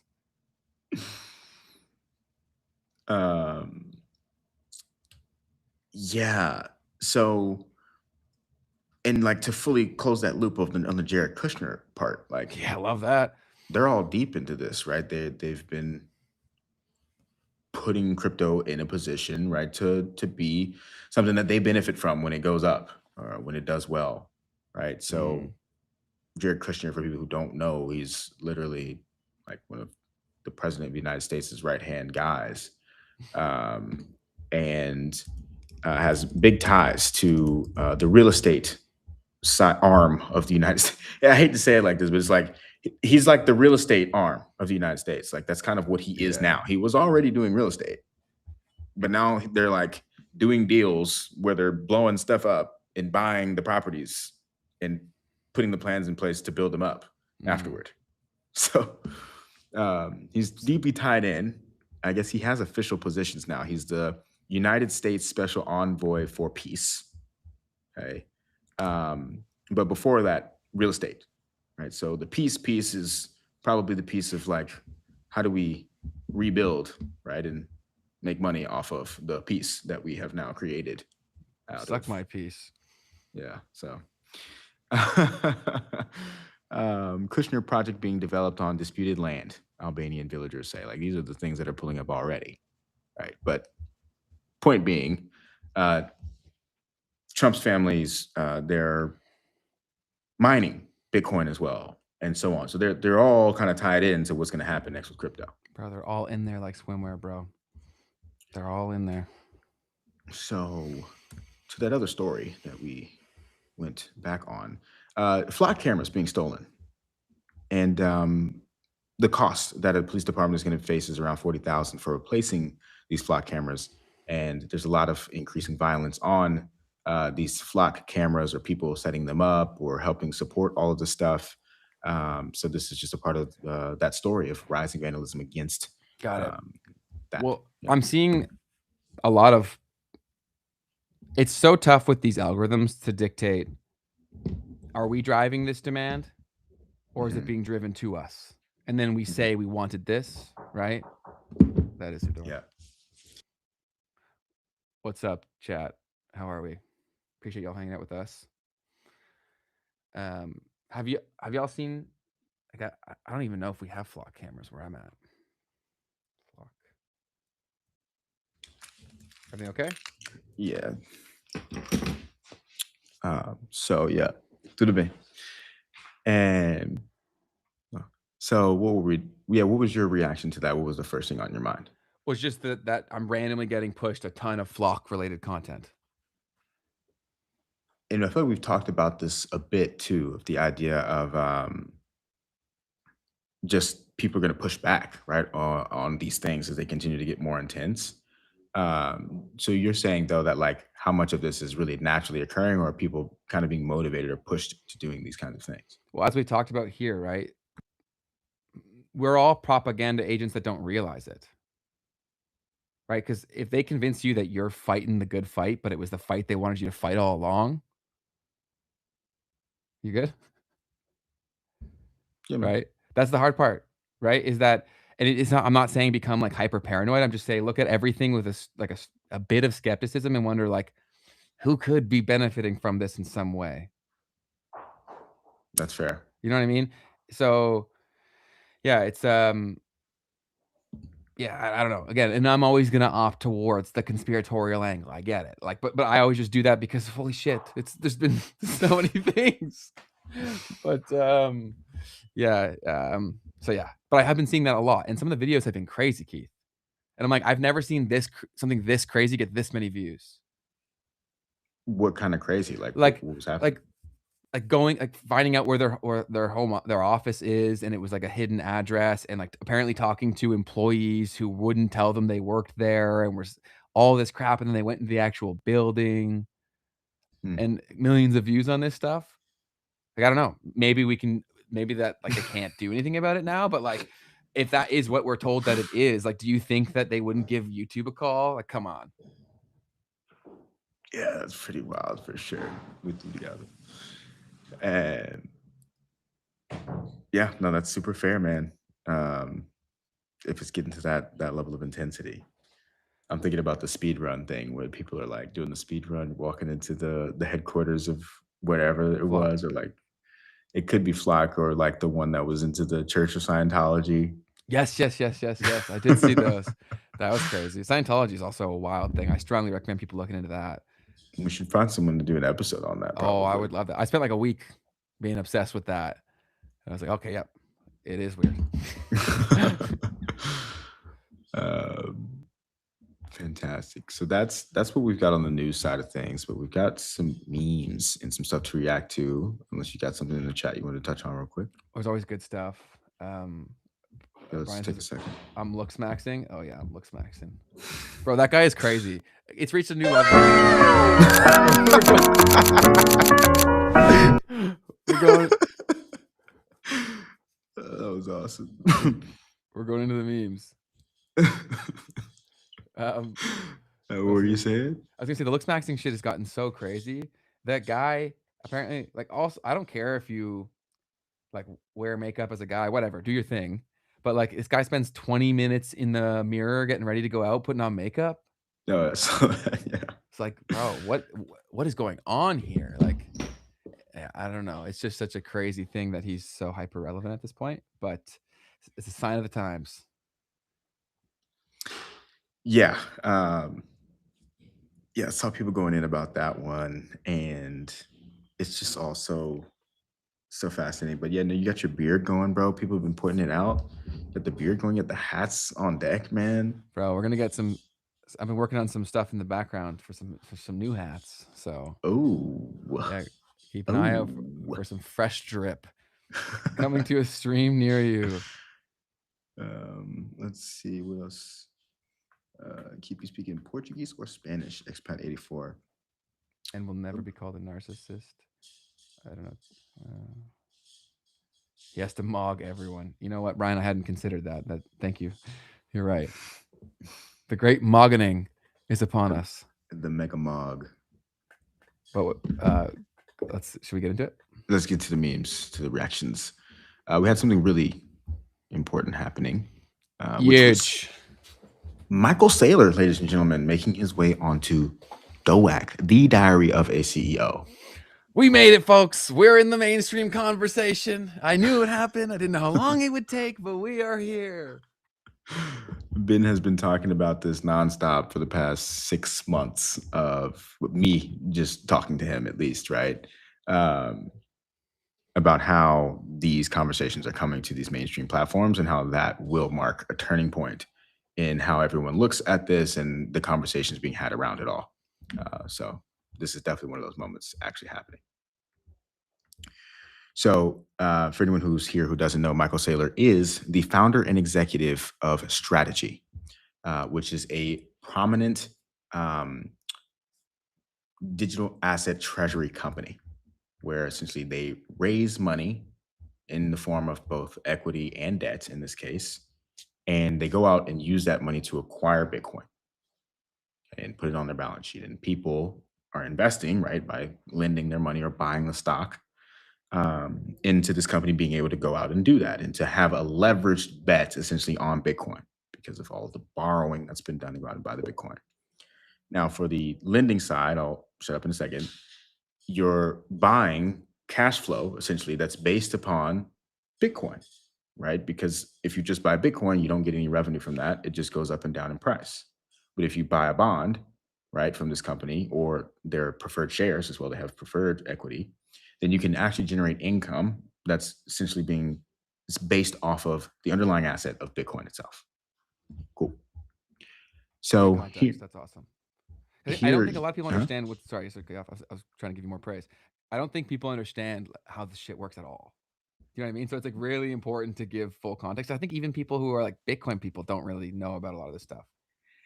Yeah, and I mean, like, so to elaborate on like why a lot of people don't like this whole setup, it's like, well, if Bitcoin itself doesn't generate income, then like, how are they generating income?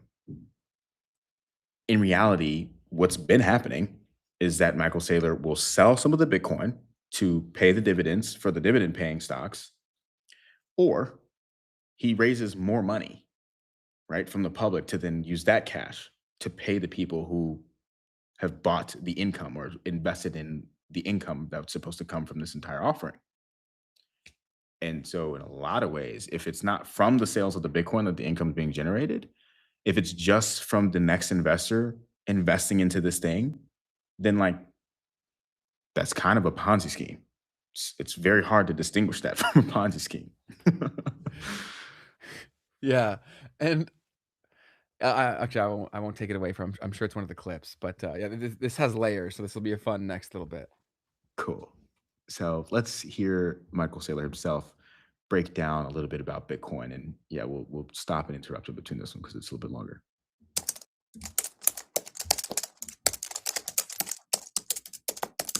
Two types of money there in front of you. There's dollar bills, and then I've got a couple of Bitcoin on the table. What do you mean they can't take Bitcoin from you? Okay, so this is a stack of currency. You walk through an airport on this, they ask you if you have cash. If you do, they just take it. Cash in a physical form is a problem. So what do? You put it in a bank. Well, the bank is a counterparty. So the bank then decides whether you get to keep it and whether you get it back. You go to the bank and you ask for it back. They might ask you why you ask for it back. If you ask for that much back, they file a form with the Treasury Department. You know, if you ask for too much money back too soon, right, someone comes knocking on your door. So the challenge with this is fiat currency. And you hold this at the pleasure of the nation state. And by the way, not just your nation state, it's like every country on earth gets to decide whether you get to spend this stuff, right? Which is interesting. And if you want to actually transfer money to someone in another country, you need the permission of your bank, another bank, the central bank of their country, the correspondent bank. There might be 7 different banks that have to decide whether the money gets from here to there. So this is permissioned money. With Bitcoin, I can take $1 million. I can actually encrypt it in a chip in a physical coin, the Cascacius coin. And that's $1 million. I slide it across and it's literally a bearer asset, you know, and so that's one manifestation of it. But you could also put it into information form. I could transfer this to you just in the form of a private key that I wrote on a piece of paper. So and I gave to you. A series of letters you could give me. Yeah, or I could send you a message. I could send a text message. So good luck getting $1 million of gold from here to London if people don't want you to move it. But I do want to pause on that for a second because I don't think that I acknowledge that enough. you technically can transfer Bitcoin at the speed of information now by just sharing the private key, technically. Now, that does change the dynamics of how you're using it, right? That's obviously not an on-chain transaction, but that's a fascinating thing that I really didn't think about enough. That is one way. Oh, I think once you grasp that concept, conflicts and the world getting crazier starts to make the value prop of Bitcoin like really obvious, right? Because now, even I don't care what country you're in, everyone in the world is starting to like think about this stuff, right? When you were sheltered in the West because your world was better at the cost of other people, you didn't think that it was possible where you're at. I don't think there's any country out there now that's not thinking it's somewhat possible where you'd want to get out and bring your money with you. And as we've already talked about, like, why am I still in the country I'm at is because leaving will be really, really expensive, right? And so the only reason I'm here is because they have exit taxes where I can't afford to pay them, so I'm stuck here, right? So, like, that's gonna happen. It's gonna happen increasingly so, and so then the value prop for this whole asset class becomes a lot more enticing, and a lot of people who were calling us idiots and would never talk to us, they're gonna be pretty curious. And I'll welcome them on the show. I'll say, "Come on in, buddy, let's chat." Totally. Could move $1 million of Bitcoin from here to anywhere in a few seconds.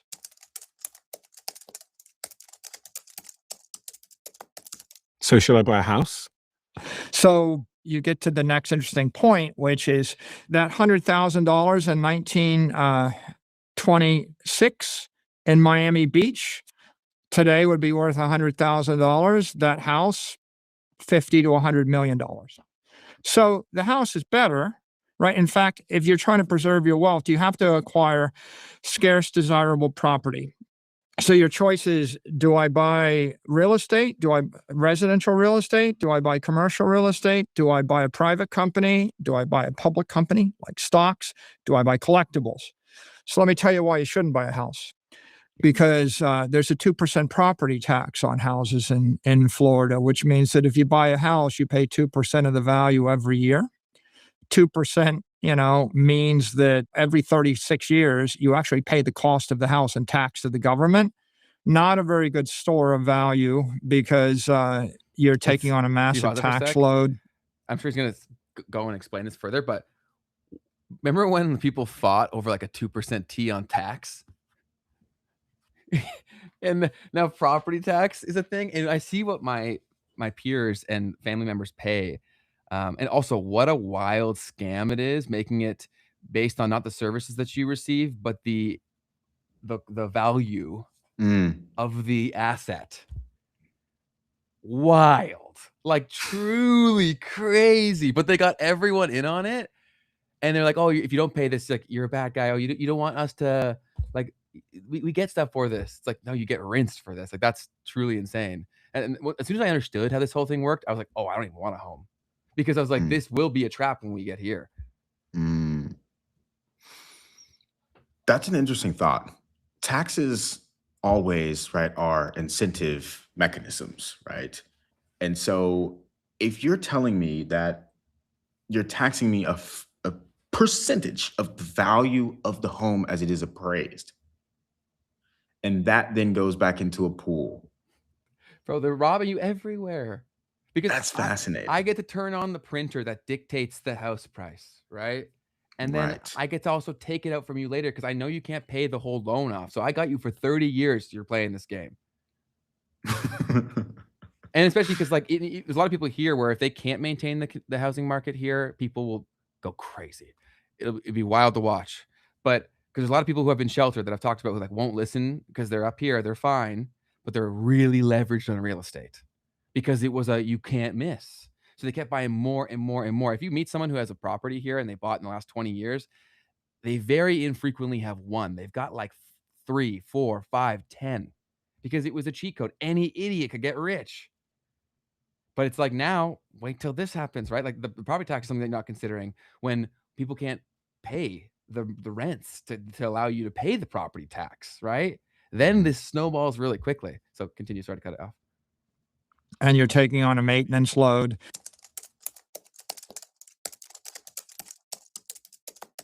it's not an awful idea to buy gold. Gold is up 12% a year for the past 6 years.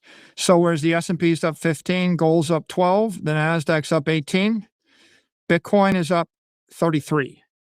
Okay, so generally, if you look at the world and you say, where do you want to save your money? You want to buy a capital asset. Gold's a winner, S&P's a winner, diversified tech stocks are a winner, Bitcoin is a winner. Now you're going to say to me, well, so then, why Bitcoin? Well, the answer is if you're living in Turkey, if you're living in Argentina, if you're living in Brazil before the currency collapses, or Mexico or Venezuela or any country in Africa, you don't get gold, you don't get the S&P, you don't get QQQ. You can't buy diversified real estate in the US. Those options I named are Western world conventional capital assets. So the big mistake, don't invest in non-capital assets. Don't put all your family's money in soybeans. Don't buy barrels of crude oil. Don't buy cotton. Don't invest in things that a factory or a robot or an AI can generate infinite of. You buy things that the robots and the AIs and the big factories cannot pump out by the million gallons. And so what is that? It is maybe an ounce of gold. It is a share in the 500 most desirable companies in the world. It is 1 out of 21 million Bitcoin. All of those things are things that the robots are not going to create infinite of. Those are capital assets. Which capital asset is a function of where you live and what your mindset is. If you're living in a war zone, my advice is Bitcoin. Keith, anything to add there? I definitely got to say a line on that because Go. I don't like that. But he's saying it himself, right? Like, that's the conversation that I had with Ricky, the Bitcoin Maximus. I'm like, dude, if this is the path forward, then the whole world looks like that. And Michael Saylor's technically saying it himself, right? He's saying that if you're in a war zone, then I would have Bitcoin. So then if the world is moving towards Bitcoin, World moving toward war. Then are we just moving towards a world where everything and everywhere is just a freaking all-out war? You'd hope that it would usher in this free market that Jeff Booth alludes to, where we wouldn't get to that point. What? That was pretty wild to hear him say that, because like that's the mic drop moment. And like that's what I said to Ricky. I said, well, isn't that what this looks like then? Because how else do you get to where the fiat power just lays down? Like, no, it's gonna fight. And that might look like forever wars. Yeah. Which we technically already have, right? So yeah. No, that's a very, very good point that you laid out there. And something to consider for sure. I'm thinking through, as he's saying this, about when they eventually have the panel discussion. That'll be wild. true. Yeah. It's coming. Yes, it is. I used AI. I used AI to make $15 billion last year.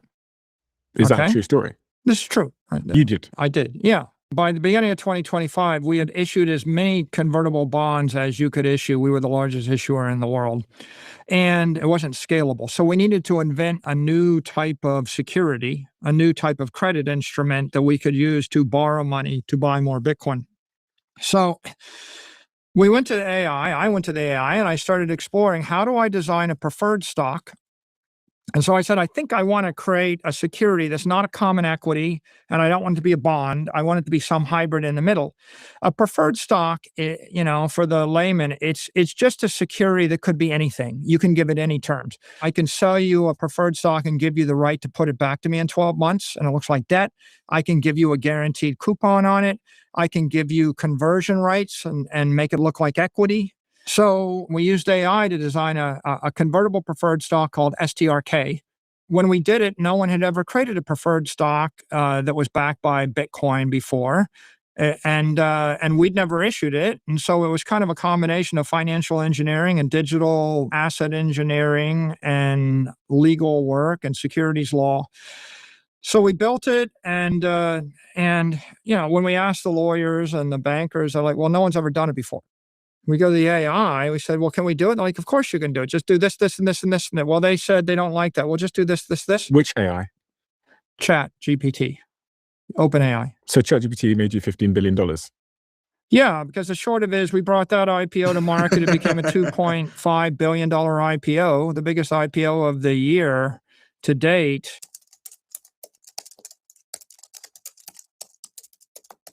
So why did you sell the Bitcoin instead of your kidney? Yeah. We sold some Bitcoin a few weeks ago because there was a narrative or a belief in the market that our company had become so systemically integrated or important to Bitcoin that we could never sell. And if we sold, Bitcoin would go to zero and our stock would go to zero. Because you own 4% of the total supply of Bitcoin. Yeah, because we own 4%, because we're the biggest buyer. We're the biggest buyer of Bitcoin in the world. So the first sentiment was, well, Bitcoin will never succeed if they don't keep buying. And the second sentiment or belief, misconception was, if we sell, it'll crash Bitcoin and it'll crash the company. If you want people to believe that you can do a thing, you have to do the thing. If you told me you could do a backflip right now, but I said you can't, at some point you have to do the backflip, right? Especially if I tell you that I'm going to throw you in jail if you can't do a backflip. Who told you that? Well, that's exactly what's going on in the market. The market's position was the company is worthless. The stock is going to zero. Bitcoin is going to zero because they can't sell. Right? So if we want to defend Bitcoin, like, we have to prove that we can sell it on occasion, right? So when we sold the Bitcoin, it was 59,000 and it traded up. And so we broke that misconception. We broke that narrative. It turns out that the break-even point for us is about 3.2%. So if Bitcoin appreciates 3.2%, we can pay the dividends forever by just selling the Bitcoin. But you can imagine if you're a short seller, you say, well, you can't sell the Bitcoin, ha, ha, ha, ha, ha, because Bitcoin will fail. And so they want to say that the credit is worthless because you won't sell the Bitcoin. So the way to break that cycle is you sell the Bitcoin. Now you can illustrate that the credit is actually good credit. We can pay the dividends forever. And now the credit investors... Without having to sell more Bitcoin. No, the whole point of this was we were selling equity in order to pay the dividend on the credit. Yeah. And the short sellers took the position that you're going to sell the equity until the stock goes to zero because you can't sell the Bitcoin. Yeah.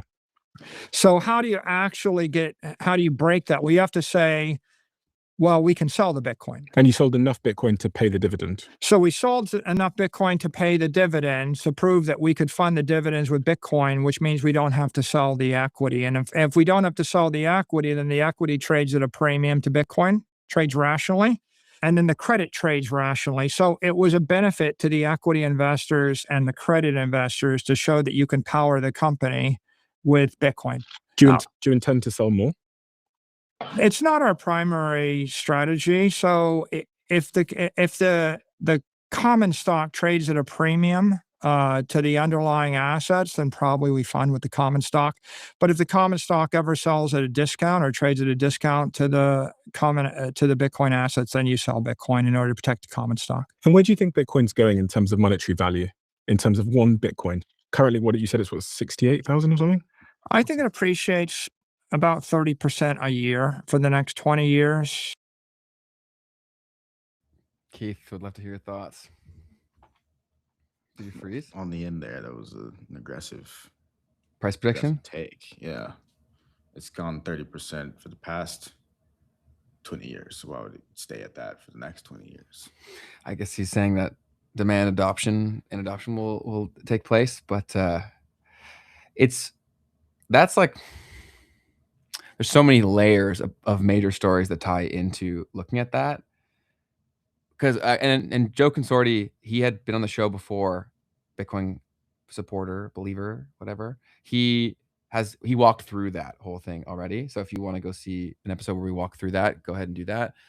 But it's if anything, this just illustrates how like silly Wall Street and finance is to me. Like, that's all that this really shows me. Okay, fair. In what way do you want to break that down a little bit? 1 second here. Can you still hear me? I hear you just fine. Okay, cool. This thing's glitching out. I'm just saying, like, lot like our guests had said. It's just like confusing language upon jargon, upon word salad. And like everything he's saying is a thing. But it's like if you actually were to go down and peel the onion of like, why is this a thing? It's like horseshit upon stacks of horseshit. Yeah, I mean, I think it's interesting that he would feel the need to sell the Bitcoin at all anyways, but I think it came down to like what Joe was saying when he was on the show. Yes. The ratings agencies, right? Totally. Not giving him the proper ratings on the debt. Because otherwise it does seem kind of trivial to actually sell the Bitcoin if he doesn't. Okay, you're frozen, Keith, for me too. I just didn't, it's usually just on my side. Gotcha. Let me, But I can still hear you okay though. Refresh. But yeah, that piece, and then well, you can talk about the ChatGPT piece because you reacted to that, and I'll refresh. Keith, your camera froze and it looks like your face is sad. Maybe he is sad. I don't know. Bro, but adoption of BCT for what? No one actually uses it. I hear you. You're back. What up? So you reacted to the ChatGPT thing. Did you say anything about that? No, I've not said anything about that. I think if you watch the show, you know why I'd react to that. Because like the question was even like, you created the clip. Yeah. Did he ever? But because there's even been stories in the past before where this shit had been going on, and I'm always like, did they say a brand name? Because that's the monetary impact of this being said there. Like the price tag does not exist. Did you, you know, like people that's don't a moment in history, right? Yes, people don't grasp. So it's like that's too high stakes to not. Someone didn't like more or less hope this would happen, make it happen, and it could absolutely just simply be the incentive structure of Steven being a marketer, right? Because like growth and eyeballs is his god, right? So like he knew that this would get the most amount of eyeballs purely because of like the debate that would ensue within the comment section of these things. And so maybe that is the only incentive structure that led to that taking place. But regardless, the outcome is the same. I'm just like, oh my goodness. Like, it's just so predictable. Do you know what I'm saying? Like when you realize how these things work, you realize the conversations that are going to get said before they even get said. And at that point, the machines are already running the show. That part. That part, man. I'll make that argument all day. Totally. That, we're already run by robots. 100%. So yeah, I think those are some of the main things that I want to touch on with that. One thing that I still want to hear him explain, and maybe they go into depth in the interview, but why does that mean that the amount of Bitcoin that's being sold has to keep going up? Because it keeps going up. And at what point does that get addressed, or does it stop? Does it stop getting bigger and bigger? I'm sure we'll get Sailor on at some point, and you'll be able to ask him some great questions. And he's objectively really smart. Oh yeah, he's literally a rocket scientist. Yeah. But so yeah, let's push it forward. Professor Chang making some rounds. Crazy shit going on, man. He is a writer and educator known for his commentary on history, geopolitics, and social decline. The Predictive History channel, if you are not familiar, and he's had some words talking about Bitcoin and how it won't save anyone from collapse. Let's hear him talk about it. Bitcoin is a technology that is based on globalization. Okay, so only in an environment in which you have access to the internet, and which information is able to flow freely across the internet, you have Bitcoin. So imagine a situation where we're at war and internet cables are being cut, and where there are these EMP attacks on cities. Would the Bitcoin infrastructure survive these attacks? I don't know, because I don't know where the servers are. And then people are like, well, it's all decentralized. Okay, then my question then is, okay, in a time of war, in a time of global collapse, what can you do with Bitcoin? I don't understand. I mean, like, are there things you can do with gold and silver and maybe your skill, right? If you're able to grow food, if you're able to lead people, if you're able to imagine new possibilities, that's useful. So I understand that people think that the world is going to collapse, and that's why they invest in Bitcoin. But if you think the world is going to collapse, what you should do is invest in yourself. You should try to develop your knowledge. You should try to develop a skill set that is valuable and which allows for you to become much more self-sufficient and which allows you to trade, to work with other people. A lot of things there. Yeah. I mean, I think there's a lot of stuff that's fair to what he's saying. I hate to bring it here, but I got to. Over and over again, when you look at the technology that's being built out by the Bank for International Settlements, they're the ones leading the charge on offline DLT payments, offline CBDC payments, right? Thinking ahead to any of these types of moments if they were to occur and how people are going to transact in that world.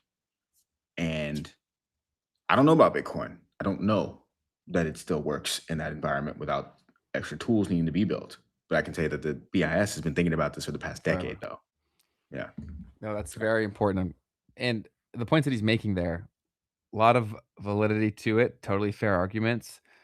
I think maybe he just, and this is very tied to Jeff Booth's thesis, right? Because I think for a lot of people that are bought into Bitcoin, some of them it's just for the price go up, but I think for other people, it's so that it would change the dynamic so much where every lens of analysis that we're looking through things is assuming that the bad guy always wins.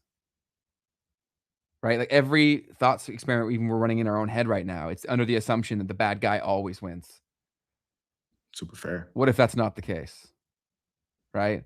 And maybe I'm in a fairy tale world, but I think we get to decide that, right? Are we not all collectively deciding that we shape our reality to some degree, to some extent? Right? So then we've been perpetuating this belief that the bad guy always wins, and so that's why he wins. So, did you watch The Odyssey? No, I haven't. Yeah. It's what's going on right now.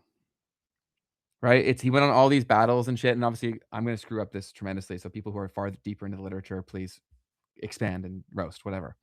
But how I took it was that it was basically, also that was a very weird thing where, to the Professor Jang connection is why I bring it up here, is that he becomes massive like a year or two ago, and his favorite book is this, and he talks about it to millions of people. The Odyssey. That would have never have heard about this before. And then the movie comes out, and it had to have been in production for years before this. True. So that's kind of, it's like maybe that's why they turned on the juice for Jang. I don't know, but the story is very simple. It's funny, like they're so paranoid about the people from the sea, right? So they go out and they do all this crazy shit, and they kill all the surrounding areas and shit. And at the end of the movie, you're basically, oh, I shouldn't give spoilers. Spoiler warning, spoiler warning, spoiler warning. Scroll away. At the end, like the people of the sea were them. Like the stories that they were hearing was people talking about them. That's our world, bro. I'd have to watch it to fully get it, but they do a lot. I didn't do a good job explaining it.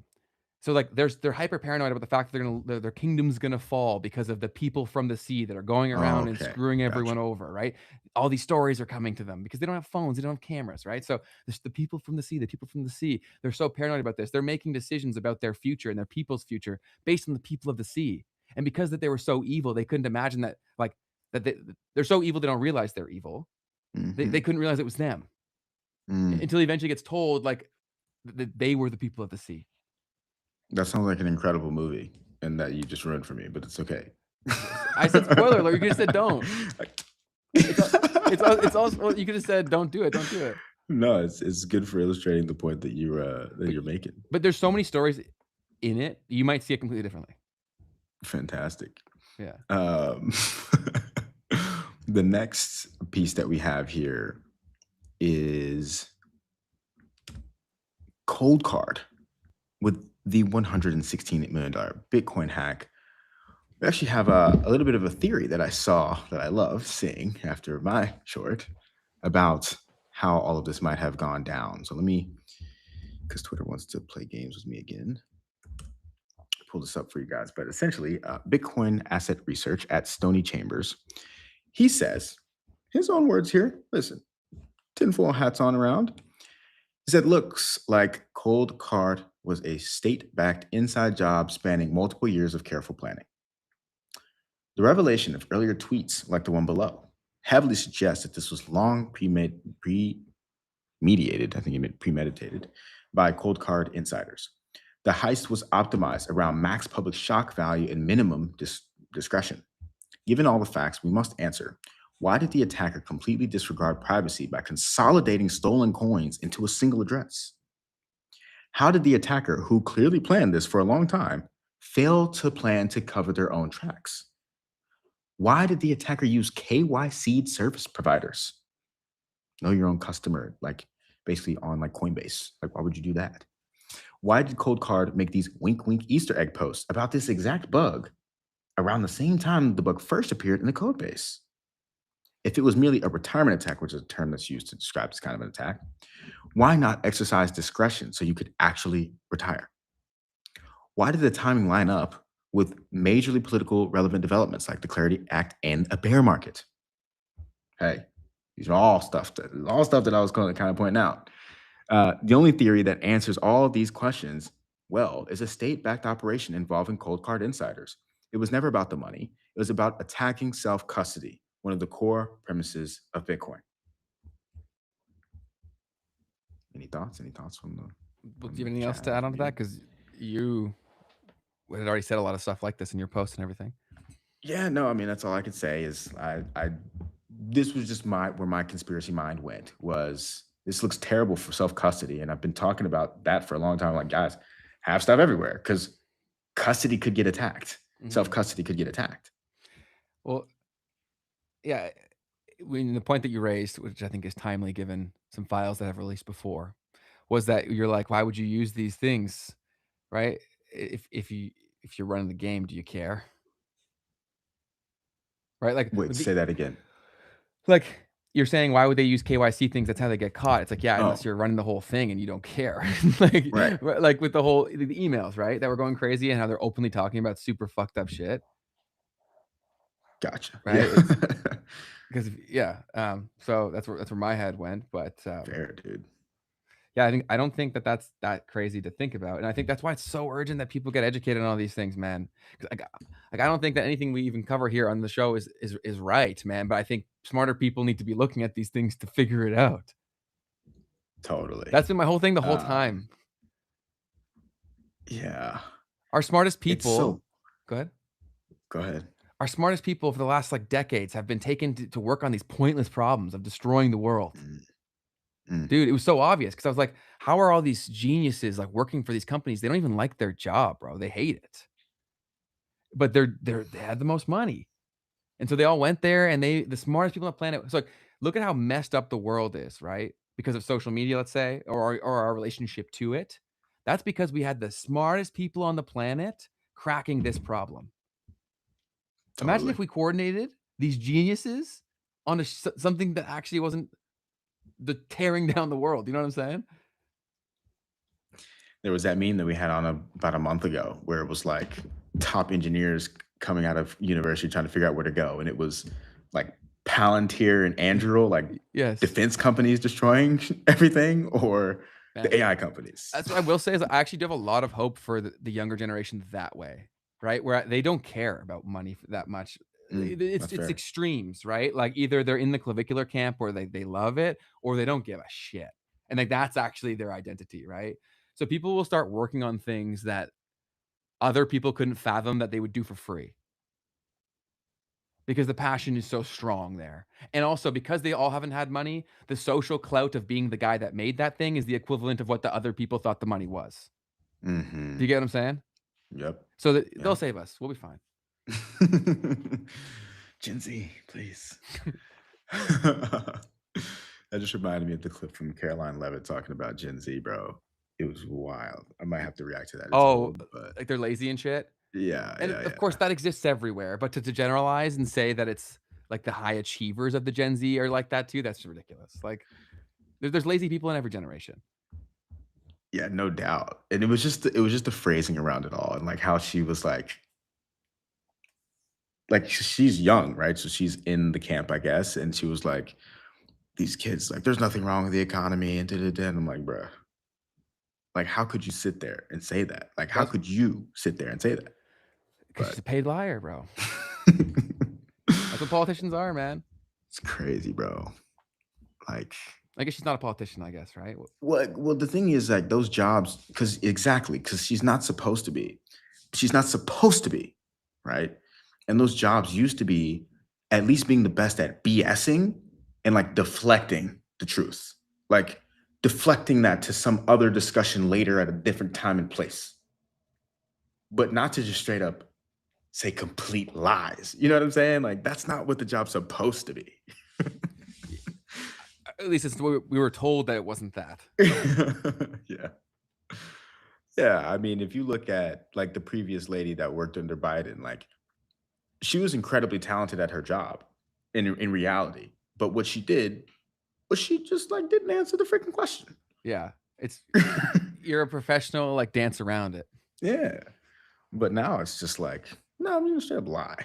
Like, I'm gonna say exactly something, but it's just gonna be false, you know. But anyways. Yeah, allegedly. Allegedly, all this stuff, guys. I love America and everyone in it.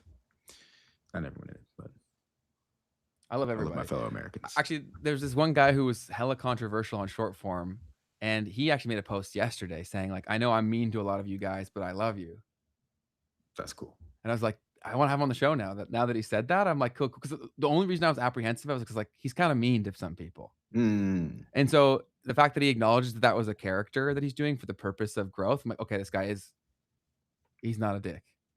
Love it. You know what I mean? So I messaged him to a CEPA. So I said, ask Keith if he's cool with this guy, and then we'll have him on. Let's go. If he can acknowledge his doings, down. Matt Free Boxer Story. Okay, yeah. So Matt Damon had this cool moment where he was describing his moment of realizing that he had made it, and it was a pretty just humble sort of story about it all. So let me try to pull that up for you guys. Matt Damon's a famous actor in the United States. Oh man, it's not gonna let me do it.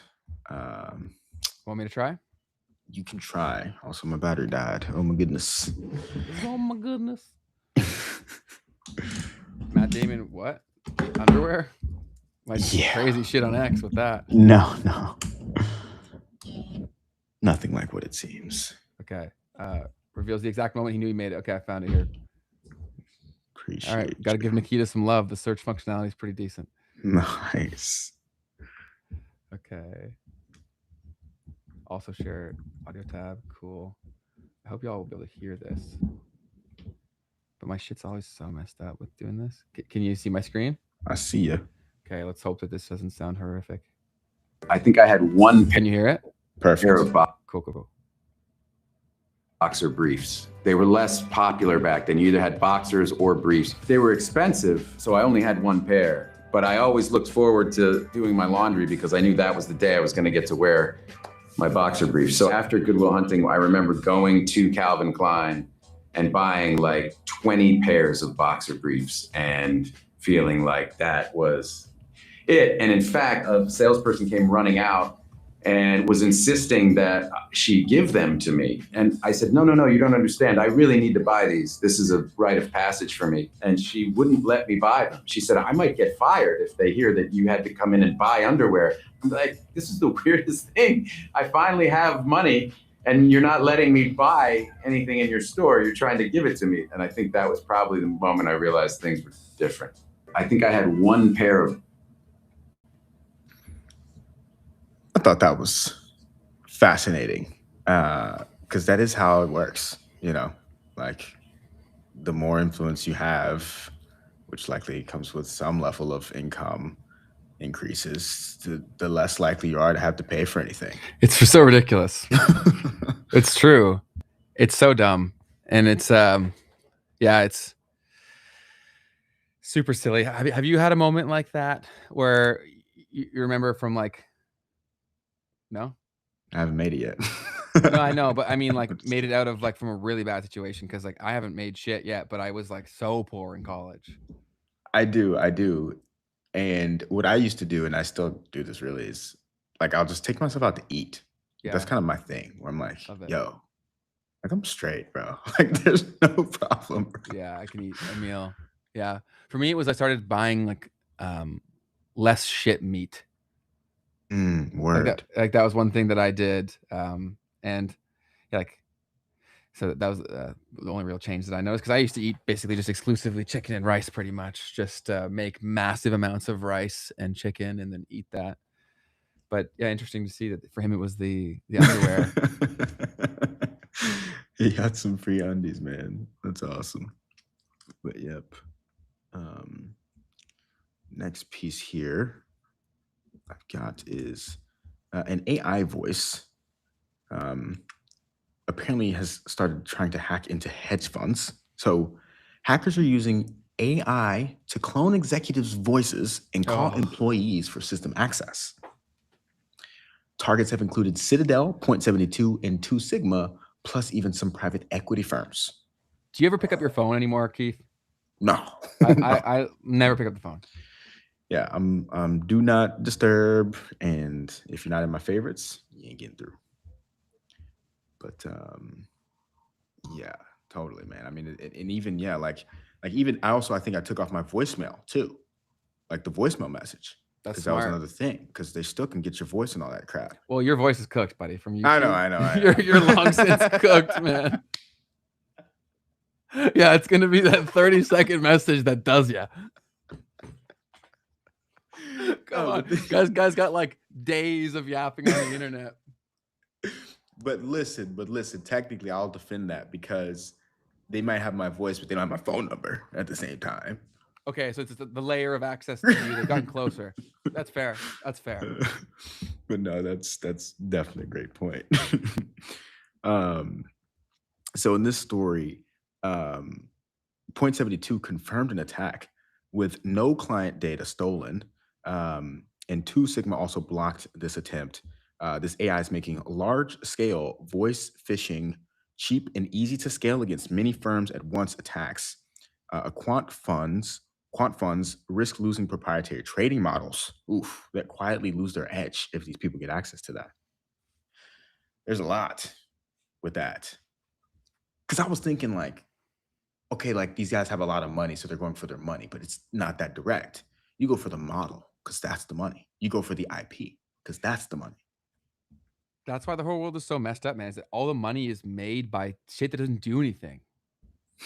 Right? Like what you're saying is valuable, but valuable in a broken system. Like think about how valuable that is, and people died for that shit or would die for that shit, and it does nothing. It predicts other bullshit. It's crazy. That's very true. But the thing is, when you talk to all these people, some of them are very smart. Like that's the issue, is that everyone who's rich, like a lot of people who are rich, right? A lot of them got in the game like they were smart at one point, or some of them still are smart, and they became so obsessed with stuff that was just fake. And so they know the fake shit so well. If you look at, like, if you say something fake long enough, it's no longer fake. It's real. Like alchemy, right? Like you speak something into existence. And so then the power and the coordination just gets stronger and stronger and stronger. And that is so apparent in finance. That's super fair, dude. And yeah, that's real. When you think about the just all of it all tied together. And then they just use the whole trump card of like, you don't know the terms. It's like, thank God. No, super fair, man.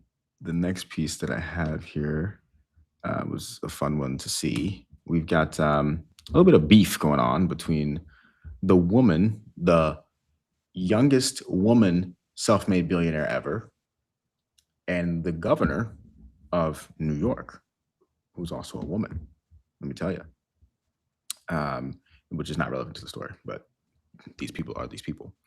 So the New York governor is talking smack to the Kalshi founder, Luana Lopez Lara, accuses her of defending betting odds on cancer via FDA approval processes. And so I'm sure this is a more nuanced discussion than I'm prepared to have, which would be sick to have either Kalshi themselves come on, or maybe the governor of New York come on to talk about this and defend their points, because there's a lot of things here that are worth like trying to understand better. So unfortunately, I'm having issues with Twitter right now, so I'm not gonna be able to go deep into this like I want to. But we talked about last time how Kalshi and these prediction markets are getting sued in New York, essentially, or they're trying to kick them out of New York. And so Governor Kathy Hochul made a comment about this. And then Luana Lopez Laura, who's the head of Kalshi, the founder of Kalshi, came out and said this is a flat out lie. The markets are on FDA approvals, which help researchers and investors develop life-saving drugs more effectively and faster. And then the governor of New York's press office said, you wrote 3 paragraphs defending the right to create betting odds around cancer. Read that again. And you can see these guys snapping back and forth about this. But it's just super fascinating to see. Like, on the surface, I can see how this statement from the press office is real. Like, that's true. But at the same time, what are the bets actually on? What are they attacking and why? And I think that there's probably a more nuanced conversation that leads to much better outcomes and conversations about this entire phenomenon in general, rather than, oh, you created a market about cancer. It's like, okay, but like, what incentives does it actually create? Because that's a conversation worth having. Elaborate. Yeah, I mean, I haven't looked into what these bets were on, but let's say that it's purely on whether or not a drug will get FDA approvals. Well, if someone is working towards getting FDA approval, how about this? The incentive is I work for the FDA. Therefore, I know whether or not this drug is going to get approved. And I might even be the one that made this market, right? So that I can profit from that. And unfortunately, it doesn't have to be me. It could be my cousin, or it could be my cousin's cousin, right? Because it's probably worth it at a certain point to do that. You know what's wild to think about is that a lot of, like, an outsider would look at all of these things and say, like, oh, this is making it easier to rig things.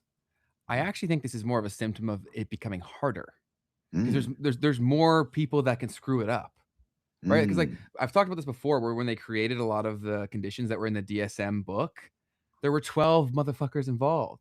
And this Only is the the mental health literature around disorder. health. Yes, mental health disorders. There was like 12 psychologists, psychiatrists, whatever the appropriate term is, that met together, and the classification for whether or not a disorder was added to the book was, had you seen this enough in your practice? So that's actually very easy for me to rig. I only need to get 4 or 5 of those people, maybe one person, really, if I know who the actual leader of that group is, right? So, like, I actually think this might be a symptom of them losing control, because, like, the fact that they have to do these, do you know what I'm saying? No. Because I'm saying before, is like, people would say, okay, this is, I think it was always like this. I think it was this blatantly obvious. It was just they could do it with more direct means because there was less chance of the media machine getting out of hand, and they couldn't put a lid on it. Right? So now you need to get everyone in on it. So you make the gambling market be the force that you use to just go direct to the source. In some ways, I think it just adds another profit-making mechanism to the equation. It could definitely just be that as well. Because like where my head goes is, because, like, for instance, the corruption that could already happen in this situation is the company just paying the FDA, Yes. which But can they do that? Is that not tracked? is much harder to do now, right? Because you've got so many systems in place to make that much harder, right? So yeah, I do agree with that idea. But then it becomes, maybe I'm getting paid in Bitcoin to do that, and I set up the bet on Polymarket too, or Yeah. Kalshi or whatever too. Totally. But also now that you really think about it, like, this could also be the mechanism through which those trades take place in a lot of ways. I'd have to think about that a little bit better. But like, if I create the market and it's like, oh, is it going to get passed or not? Hey, bro, I'm going to tell people that it's not, but you say that it is on Polymarket or whatever, and you're going to get paid for that. So now I don't even have to take the money, or something that's backwards. It's backwards, but I'll think through that at some point and make that dot connect. But there's definitely ways for you to pay for the service through the platform instead too. Totally. Yeah. And I think you're getting closer to the target that I was trying to get to and didn't articulate very well. But like that's more or less like what I was trying to think of. So when you finish that, that'll be a good piece of content, and also share it here for sure. Yeah, I actually am working on a short for that particular, or at least this news here. But that does bring me to the end of the this piece. We got some pure memes to go through now. Cool. Oh man, Ben, I might have to have you help me. Okay. This one's a picture, so it's fine. Let me see real quick. It shouldn't be an issue. Anyways. I was pretty smooth. For this purpose, I've only been using one screen because in case these things happen. So Greg, popular meme page on X, says, "Hey, Mr. Elon Musk, my name is Greg, and I'd like to formally apply for the position of head of product at X. Attached in the next post is my resume, and I look forward to hearing back from you. B+ in science, JV soccer team for 2 years. You can eat more than 10 Oreos in a setting. Whoa. Owner of several Dogecoins. Flex. He can burp the alphabet. Whoa, he's dunking on us. Can run fast, top 25% of his class. That's big. And spends the majority of his life here." Wow. I think that's probably the best one. That page is huge. Yeah, dude, it is. I remember when it was in COVID that like he first started getting traction, at least. I don't know if he started it then, but that was when that started to blow up. A lot of people don't know this to relate back to the Diary of a CEO thing is that that's really how he initially made his money, was like Twitter theme pages type deal. So like that's why he's farther down the line than like we are, because he did it on an earlier win and like got the exit and then has leveraged that into building Diary of a CEO.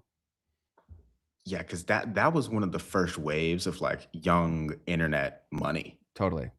Was theme pages. Yeah, and I was theme pages for Instagram. That's how I got my start. Right, so he was just a few years earlier. Yep. That was when like the models started to become, the new advertising models started to become like standardized in a way. Like this was like, okay, this internet thing is legit. It's real. Like we should be capturing this attention. Because when you're really early on something, you'll always get grossly underpaid or like ridiculed, laughed at, etc. But there is points where if you're there early enough, like you'll still be getting technically underpaid, but you can get paid a lot. Yeah. I actually ran into a guy last night who runs a massive meme page. It's got like 8 million followers on Facebook.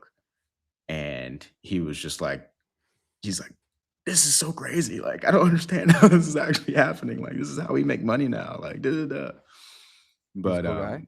He's a super cool guy from San Francisco.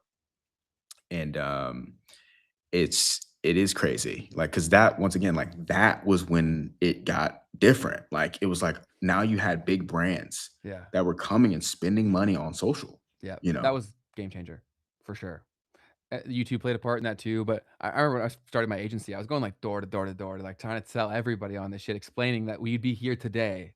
Like 8 years ago, I was like knocking around. And but I understand why people didn't listen to me. Obviously, I was crazy, like a kid.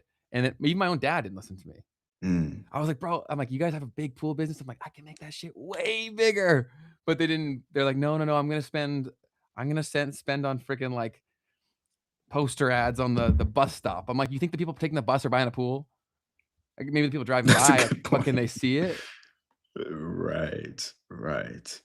That reminds me of this young girl that I found on Instagram who made a post for her law firm. I'm not gonna be able to find it very easily. She's like helping this dude promote his law firm, and she snapped on this post. Yeah, it was, and I guess it wasn't even necessarily a good ad, but it was a great capture of attention. Got it. Right. And I'm not gonna be able to find it. But what's the premise?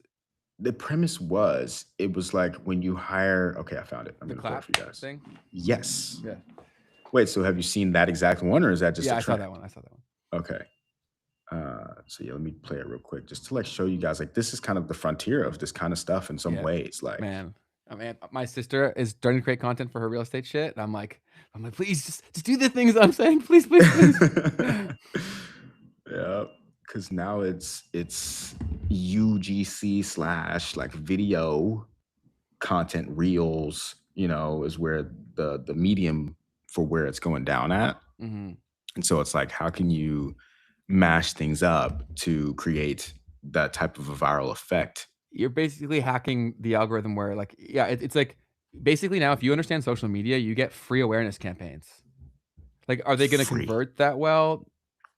Most won't, obviously, but like the ones that are high intent, they'll probably look in enough. And if you've formatted your page well enough to convert them off of that, wild conversions, because that's really what you got to do, right? Is go top of funnel, get your ad shit for free, basically, and then optimize the profile, pin stories, pin comments, that shit.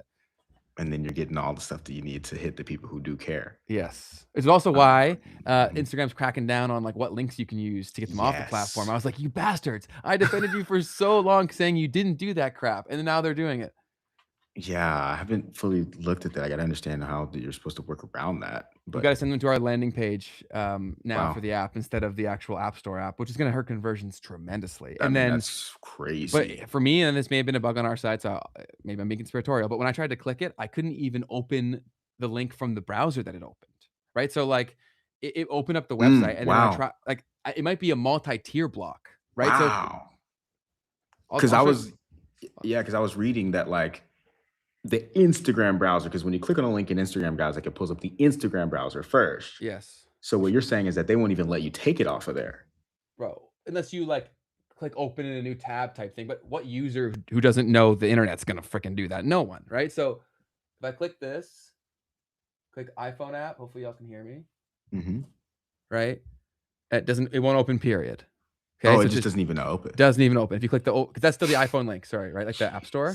So Yeah. just like, nope, you're cooked. Then I added, because I spotted that right away, I was like, you bastards. Then I added into our website, okay? So the bottom one is our website. It's going to take us to our beautiful landing page here.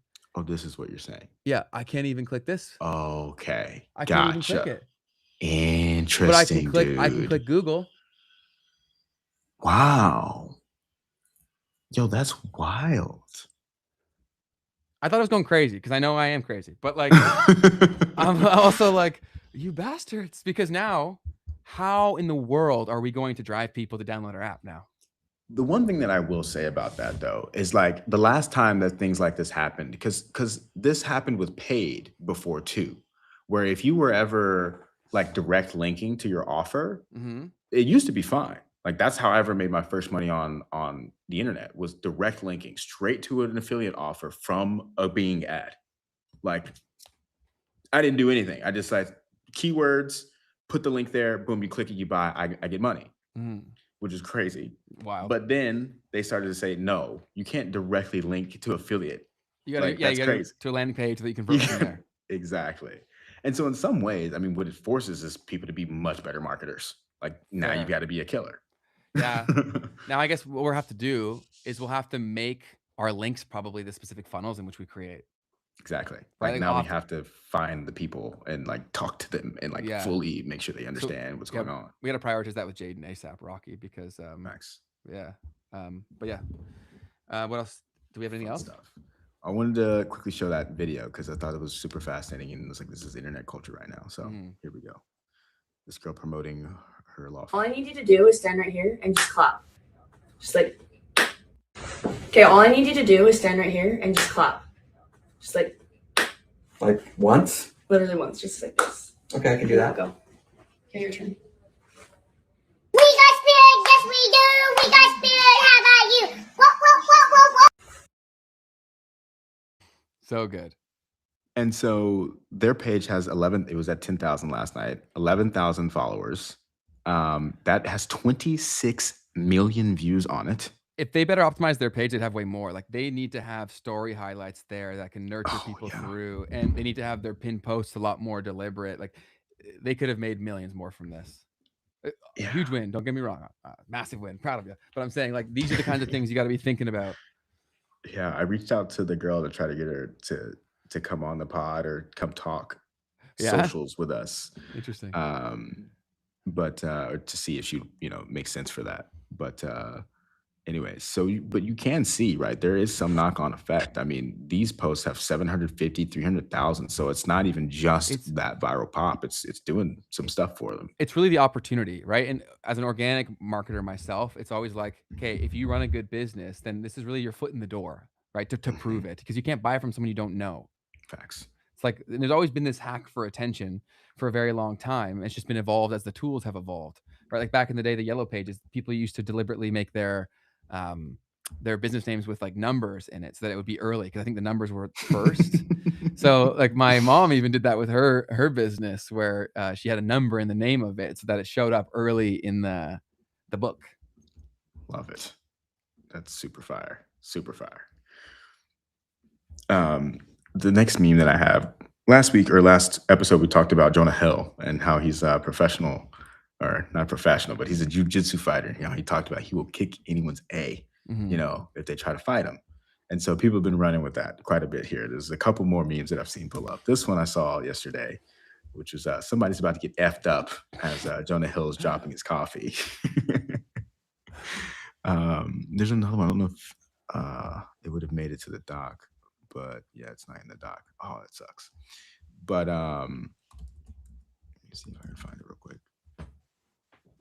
Okay, yeah, and then there's this right here. Someone apparently some grappling footage is resurfacing after claiming he has jiu-jitsu skills where he could annihilate someone, and it's basically him just like. Is that actually him? I think it is. It is actually him. But just in a situation where he's not basically like the guy's taking it easy. He's not doing anything. Yeah. He's just letting them take him down. And so, yeah, this guy was like, oh, no. The internet is ruthless, man. Yeah, it's crazy. But the next piece I had, oh, wait, there was another meme that's in here, too, about that. Hold on, me. The chat, like, LOL, he ain't fighting no one. Yeah. Oh, okay, this one was good. I did see this one, too. It's not that. This old video of this, like, oh no, it's not old. This is an ER nurse having to rely on 10 years of jiu-jitsu to restrain a violent patient. Wow. Nurses see And, some crazy shit. dude, I'm like, bro, like, there's no way you're getting compensated for this. No, man. It's messed up, dude. Oh my gosh. And so, yeah, so he like wrestles this guy down until security pulls up like a minute later. It takes him like a full minute to get there. And then this guy makes the joke. He says, the ER nurse's name, you guessed it, Jonah Hill.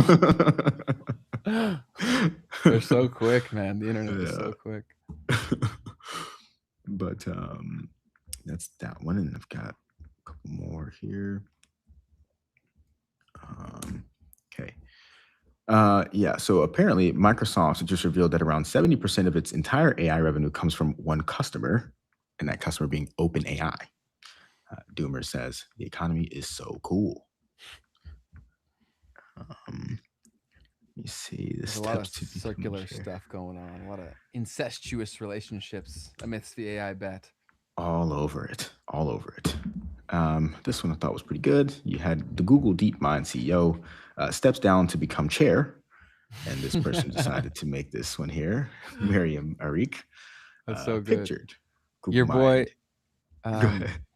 what the hell's his name again? SPAC guy? Chamath. He tweeted about that as well, saying we've reached AGI, so this will become common practice, or makes sense. The meme itself, or no, the announcement of the stepping down. Okay. So he's saying there's no need for the CEO. More or less, I guess. Like he's saying we've reached the point of AGI where this is a predictable thing. I'm misquoting him, so go look yourself if you're interested. Word. Fair enough. And then I love that he's the SPAC lord. For me, because I was never a huge fan of him. SPAC lord Chamath. You're being summoned. Come on the pod. I'd love to have him. I am Habib says the fact that LinkedIn wants you to pay for premium while you're unemployed and hunting for a job is insane. Can you zoom in a bit more? Yeah. That is pretty crazy how the premium would be most well suited for the person who can't afford it. That's a really good point, man. LinkedIn is so ass, dude. LinkedIn. I used to spend time there, but yeah, definitely not anymore. I haven't spent serious time there. I had a client that was like a LinkedIn software application, and so I created content on there for like a few months while I was working with them, kind of deal. And I'm just like, I can't do it. They even came back and they're like, do you want to keep working with us? And I'm like, no, I can't. Just because I was like, LinkedIn is just so dust. But I think they will. Hopefully this AI content thing will make it less of a cesspool of garbage where you can deem things AI. Yeah. That could make a little bit of a difference. I got you. This is the kind of stuff you get from here. Hi, Ben. AI infrastructure is evolving fast. They paid for that ad, bro. It's in my DMs. Sorry, go ahead. Yeah, that's definitely, they're not doing that part right, man. Because the DMs could be super powerful still, I imagine. Like, I don't know why they're lacking on that front. Maybe I should start doing my own LinkedIn DM ads. Neat said, the only beach the employed are visiting this summer is this one here. That's the screensaver. Screensaver? It's pretty iconic. Computer. Yeah. I'm looking at a beautiful beach right now. This is the only vacation I've had all summer. Let me see. I think there's another one we got. We sandboxed the agent. Meanwhile, the agent talking about, like, for instance, the Meta situation where they supposedly did not let their AI agent out. Apparently, never been on live television before. Yep. So those are the memes that I've got for today, which leaves us to talk about some community. Hit me with it. Here it comes. Is it raining? Está chovendo. There we go.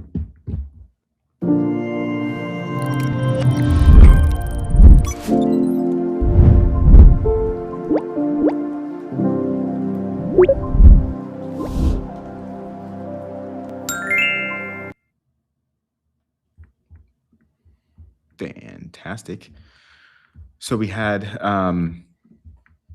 Casey Hart earlier this week. Great episode. Incredible, from Ontology Explained. He's cool, dude. Very funny. Super cool, very funny. He made me realize to take myself a little bit less seriously yesterday or 2 days ago. How so? Just, he just was throwing stuff at me. I was like, you got a point there, man. Really? It's not something to take too seriously here. Cool. But yeah, so that, and he's also the co-host of a podcast called Philosophy Programs and Prompts Pod. It's fire. Fuego. Check him out. We've had a couple comments, but not too much on here. So let's just look at pretty much the love that we were shown. 226 said, I'm definitely an early OG. What up? What up? How are you? Esco J215 said, darn, I wish I caught this live. It's always more fun when the chat is in the mix. Salute Facts. to the dynamic duo. The chat is the asset. The chat is the fun place to hang out for sure. And I would be throwing up more chats, but our software is glitching, so I can't. So I agree with their sentiment of their comment. Appreciate you, Esco J215. We love it, and we love it when you're live. But if you can't make it, just pull up later. The replay. Mike Downs 8934 says, I think missing money we have use energy brick mortar building and server, but they steal it from us. Bitcoin is at least worth thought idea. Yeah, I think the point that they're trying to make is that what's up? I'm sorry. It just yeah. Go ahead. I think the point they're trying to make is that we talked about how energy means different things to different people, and how the collaboration of labor in the current form, there's a lot of energy that's not being accounted for in terms of like the physical goods, the people's times, their effort, all that stuff. And I think they are saying that Bitcoin is worth a thought, as it could improve that. What's up? Give this man a degree in linguistics, because you've created major meaning out of that mix of words. Well, see if I'm right. Reply, buddy. Maybe he's not a native English speaker. 100%. That's why I'm legitimately I'm impressed by your abilities, man. Well, that's how I interpret it. I've communicated with a lot of people that don't know English over my life. That's fair. So I'm Super fair. I try to get into their brain of like, what are you trying to say here? So yeah, I could be totally wrong. Reply to that and see if how close I was. Totally. But other than that, folks, let's see what you got going on, Ben, today for No Dice. Let's see. So I got to pull my challenge for the No Dice 45 Dopamine Detox Challenge. I got to watch a 30-minute educational YouTube video or podcast and take some notes on what I had learned. I'm definitely going to do that. Do that every day. I've got to exercise. I'm going to head to the gym after this. I've got to reach out to someone that I haven't talked to in a while. All right, we'll see who comes to my mind while I walk to the gym. I got to do no doom scrolling, and I have to do a 10-minute breath work session. That is my list of tasks for the day. Very cool, man. Very cool. Somehow I've, after failing, still gotten a couple of days ahead of you. I'm very happy about that. Let's pull today's challenges for the No Dice 45 Dopamine Detox Challenge. Finally, I don't have to give 5 compliments. I had to do that 3 days in a row. What do you say? 5 compliments. Dude, it's just like, I have to be very creative right now because there's only so much that I can say. So I'm like, what I'll do is I'll ask the person, how do I say something that I don't know how to say? And then they'll tell me, and then I'll be like, oh, I appreciate this about you or whatever. That's a great game. So now I get to learn and do it at the same time. Today, I get to reach out to someone I haven't talked to in a while, exercise, document the journey, journal, and no gambling. Yeah. Legitness. Excited. Awesome. Well, as y'all can see on your screen right now, since you can't find it through Instagram anymore, you can scan the barcode on your screen right now or search No Dice within the app stores and join us on the No Dice 45 Dopamine Detox Challenge, Dopamine. And whether your vice is social media and screen time, which I think is pretty well everyone, or if you have a specific gambling related thing that you want to work on, go ahead and do that. Join us in there. It's a 45-day challenge. And you do notice a pretty significant change in your relationship to the phone, or at the very least, what you do consume when you do go back to the phone. It creates a little bit of friction where you have to think a little. And so I think it's also a great thing to do with your friends too. So we're working on making it so that you can get a bit of a discount if you buy more than one plan. So that way you can do it with someone. So we are actively working on that. And we are working on this every single day to make it the best thing possible. I obsess over the tiny little details within the app all the time. And Keith's doing a ton of work too in it. So we are working day and night to make this the best thing we can to help improve your relationship with your phone. And there's a lot of other apps that just like block stuff, which is cool. We have that as well. But we don't think that's fully solving the problem. So we're also going to tell you, like, okay, now that this is blocked, this is something that might help you, right? And so we're thinking about community because we feel like that's a major problem. Different like healthy dopamine, that word gets thrown around, like swaps, right? So it's definitely worth checking out. And you can try out for free for 3 days. And if you start the challenge, you can do free for 3 days. And then it's just 2 months to finish the challenge, right? Because it's 45 days. So we'd love to see you on that. We're always sharing the content that gets shared from the challenge as well. Did I miss anything, Keith? No, I think you've put it super well. The cool thing about this is like our phones have become so much of our lives, and we're not necessarily doing a good job of taking inventory of not only the time that's being spent there, but also the way that that's affecting our energy and the rest of our life outside of the phone, right? And so that's really a big part of what this is. It's like, how does your life look outside of your phone? Is it where you want it to be? Or are there things that might be happening here that are preventing that from happening for you? I also am willing to say, pretty confidently say that your consumption will dramatically change when you go back to the apps because you will be a different person. And a lot of these algorithms are a mirror of your current state. Things took you there, but you're currently there. And so until you become aware of that, like in a little bit of space will even change how you come back and see something. Because when you're constantly into it, you're numb the whole time. But when you have that buffer and then you come back and you read something, you're like, wow, was I just desensitized to this? Like, this is my normal? That's crazy. That's an impact I'm very happy to see happen, because as I study and do social listening across comment sections, there are like billions of very unhappy people. And they're really only unhappy because they're stuck on a frequency they don't know. And so I'm really just hopeful, like my mission with this is just simply for them to realize they're driving the car. That's it. Love it. Love it, man. It all starts with just making a decision, to do something a little bit different. I've talked about that all the time. I talk about it on the Interoperator channel. It's like, just take a different path today. Like literally Yes. something as small as that can change everything. And this forces you to do that, right? And it's $10 a month. So like you do the challenge for 2 months, that's $20. That's like a McDonald's meal, right? So people are like, oh, why would I pay for an app? It's like, you're not paying for an app. Of course you literally are, but I'm saying you're paying for this that we talked about. Do you know what I mean? Totally. That's also a cheat code too. A lot of people could improve their lives really dramatically, but they have this buffer where they won't pay for software that will solve their problems because they've only ever used free software in terms of the social media platforms. So their expectation is everything should be custom built for me. It should be the best and it should be free. So dumb. But I understand why they think that. Do you know what I'm saying? Totally. A cheat code is to find software that like, can actually solve your problem. Business owners get this, but the average consumer does not. And they could get out of being stuck in this rat race if they change that relationship a little bit.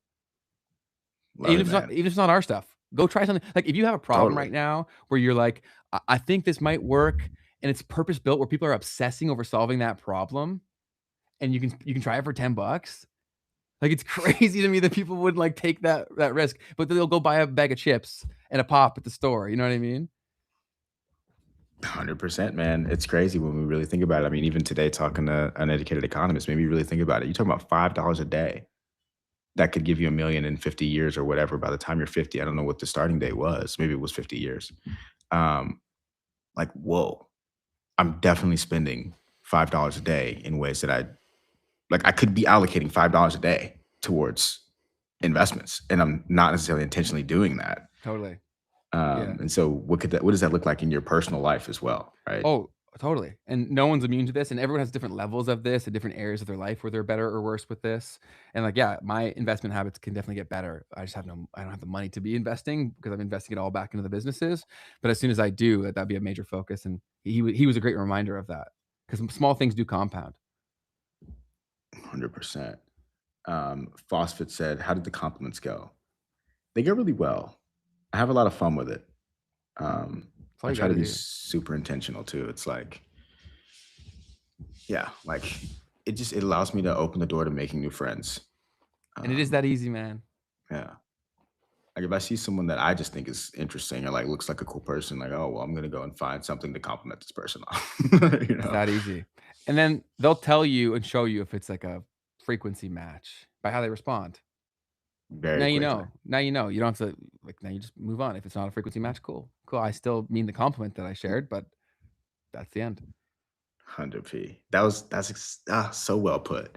Because I also did it like in a situation not too long ago where it was like, a little bit more intentional. You feel me? And it was like, but now I'm so like, because I'm actually doing it to give the compliment and to see if there's a vibrational match more than anything. So it's like, and I was like, nah, there isn't. But now you know. This was awesome. Yeah. Like now I don't have that problem because it wasn't like there was no other intention other than like, let me give this compliment. Totally. But anyways. And there are also so many people that they so badly want connection, but they can't get rejected again. So they don't try.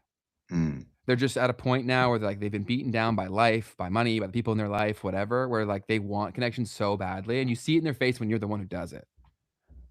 Right. I'm sure you've noticed that. But it's crazy. Also been there.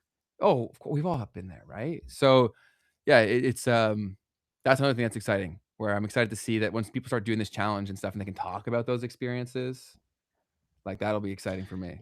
It's crazy because it's inevitable that it will have a massive impact on your life. Like there's basically no way it's impossible that it doesn't. Yeah. And so it's really cool to think about. And that's been built brick by brick by like the pain that we had to go through in our own life. Like every task that I put in there is because that saved my life in some way. Right. Like, and I know that because I've like everyone who's in a really bad spot, they think no one's been there too. Right. So they're like, because they look at where you are now and they couldn't imagine that you were where they were before or currently are. Right.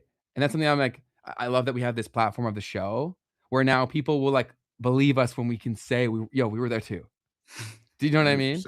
because it's otherwise people always just instantly go to like this. They'll use whatever, like, oh, you're just lucky, or like you don't know what life is like, right? They just go there. But then when people Mhm. really know someone, then the empathy's a little stronger there. So very, very. I'm just gonna keep working hard as I can to make people do this thing, man, because I believe in it. 100%, man. Cool, man. Anything else from the chat? I think that's about it from the chat. Also, guys, for anyone who hasn't joined us yet, we have our Discord community now. So you can join us in our private community as well. Bro, this is crazy that the world's gotten to this point. I don't like giving compliments because I don't want people to think I'm glazing. That's crazy. That's wild, man. Like, that's where we're at. We're worried about giving a compliment because we're worried about glazing. Yeah, that's interesting. Yeah, I'm super curious. It's like, in what situation would that occur for you, Lee? Like, for instance, I go to the gym is the easiest place for me to ever give out compliments. At least when I was in the States, it was easier there because I just felt more, or in Canada, it felt easier to do. But like, how am I like, bro? Like, If how am I glazing? if anyone says, if the person says, oh, that guy's glazing me right now, that the person that said that is a loser. For sure, bro. Like that mindset also would only come from a very Low vibration insecure person. kind of Totally. place. Like, think about how much you could do for someone by giving them a compliment, you know? Think Like, of it's the state. okay.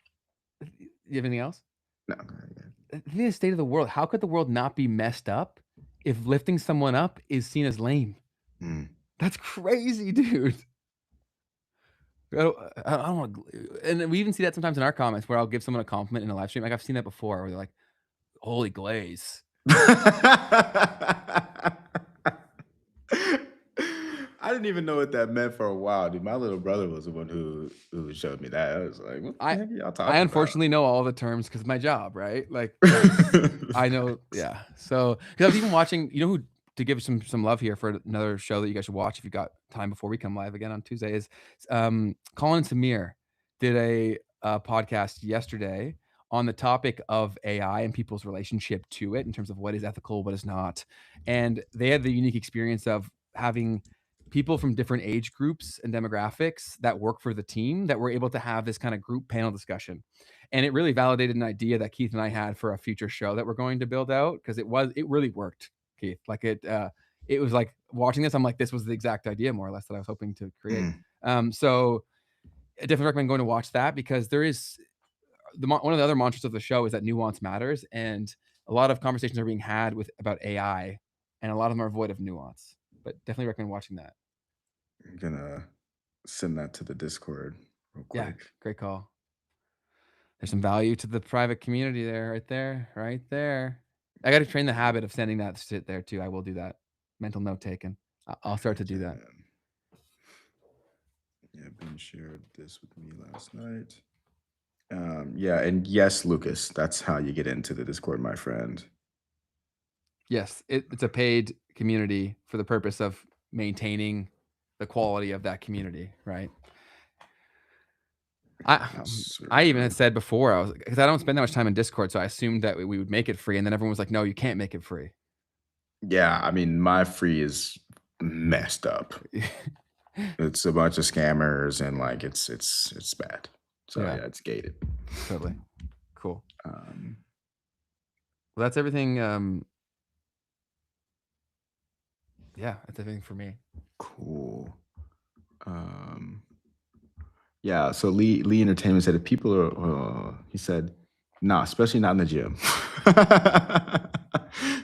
But like, this is also like a North American phenomenon that's just such an issue. Like why are we so insecure about ourselves as men? Like, that's messed up, bro. I give guys compliments in the gym all the time. For me, it's the easiest, because then there's no, for me, I know that there's no intention behind. I know that. Yes. So like, why is that weird? Why is that a problem for you? You know what I'm saying? Like, you guys, like, you might need to work out or something like that. No, I completely agree. And if I ever see a guy who's lifting weight I can't lift, I always give him a compliment. Love it. Yeah, because, love it, man. or if I see someone trying really hard too, or if I've seen someone in the gym where I'm like, they've made a big transformation, then I'll say like, wow, what you've done is crazy here. You know what I mean? Heck yeah, man. Heck yeah, dude. Lee Entertainment said, if people compliment me, I'm worried that they want something from me. Yeah. Then you're probably young. Yeah. I wouldn't assume that from the initial compliment. I would assume that, but based on like what comes after the compliment. 100%. Right? Like if they try to sell you on like a pyramid scheme, then yeah. but like, but if I'm like saying nice lift, bro, and then I leave, I think it's harmless. But that's it. Anything else from you, man? BAPN said, there's no scenario where I can't find a compliment. It's literally my job. Wait, what's your job? You guys are hilarious. But no, that's it for me, man. Cool. That's everything for me. I just wanted to thank all of y'all for hanging out with in the chat. I would throw up your stuff here, but I cannot. So Self-Reliance, appreciate you hanging out with us. Relatives, the Kraken, what up? Sorry, I'm brutal at pronouncing things. Brian, Mario, what up? Lee, go Glaze today, my boy. Lucas, always a pleasure. What a sale. Brian, of course, I'll say it twice. Phosphate, Marie, Work.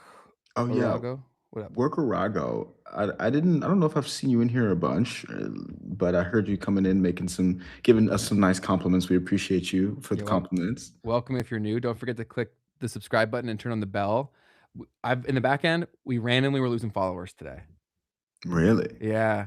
So then I definitely could have pissed someone off. That's totally possible. But like it was random. I'm like, something's going on. This is kind of weird. So, and I don't even think it's like a conspiracy thing. YouTube just kind of does that where it'll just like, you'll lose subscribers. So make sure that if you're watching this stuff, even if you think you're subscribed, double check.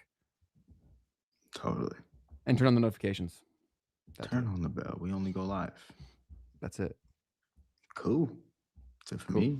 Oh, and then how are you now? Appreciate you. Can't forget you. How are you now? Appreciate you.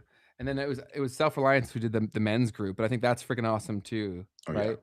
Very, very timely for the topic of discussion. So shout out to you for doing that. That's awesome. Keep on that because it'll probably be slower to move than you'd want it to. So just understand that the mission is worth the frustration or the bit of resistance. But that's everything for me. Yep. Appreciate you guys. BAPN. If you give someone a compliment and then the title boss in that, is that a compliment? I use that sometimes. I do. Is boss derogatory too? I think it is, man. Holy shit, man. Yeah. What am I allowed to say? Seriously. Brother. Even that one's, you gotta be careful who you say it to. Then that's a problem. You say guys, then it's like my guy. But is that even okay? Like they're assuming their gender. Oof. It's crazy. But okay. Okay, buddy, that's great. Let's get out of here before we offend somebody. Yeah, totally. I'm sure that ship has sailed. Well, thanks. We appreciate all y'all. We'll see all of you on Tuesday. Make today the best day of your life, folks. That's it. Be the light that you want to see, and we'll see all of y'all on Tuesday. Take it easy.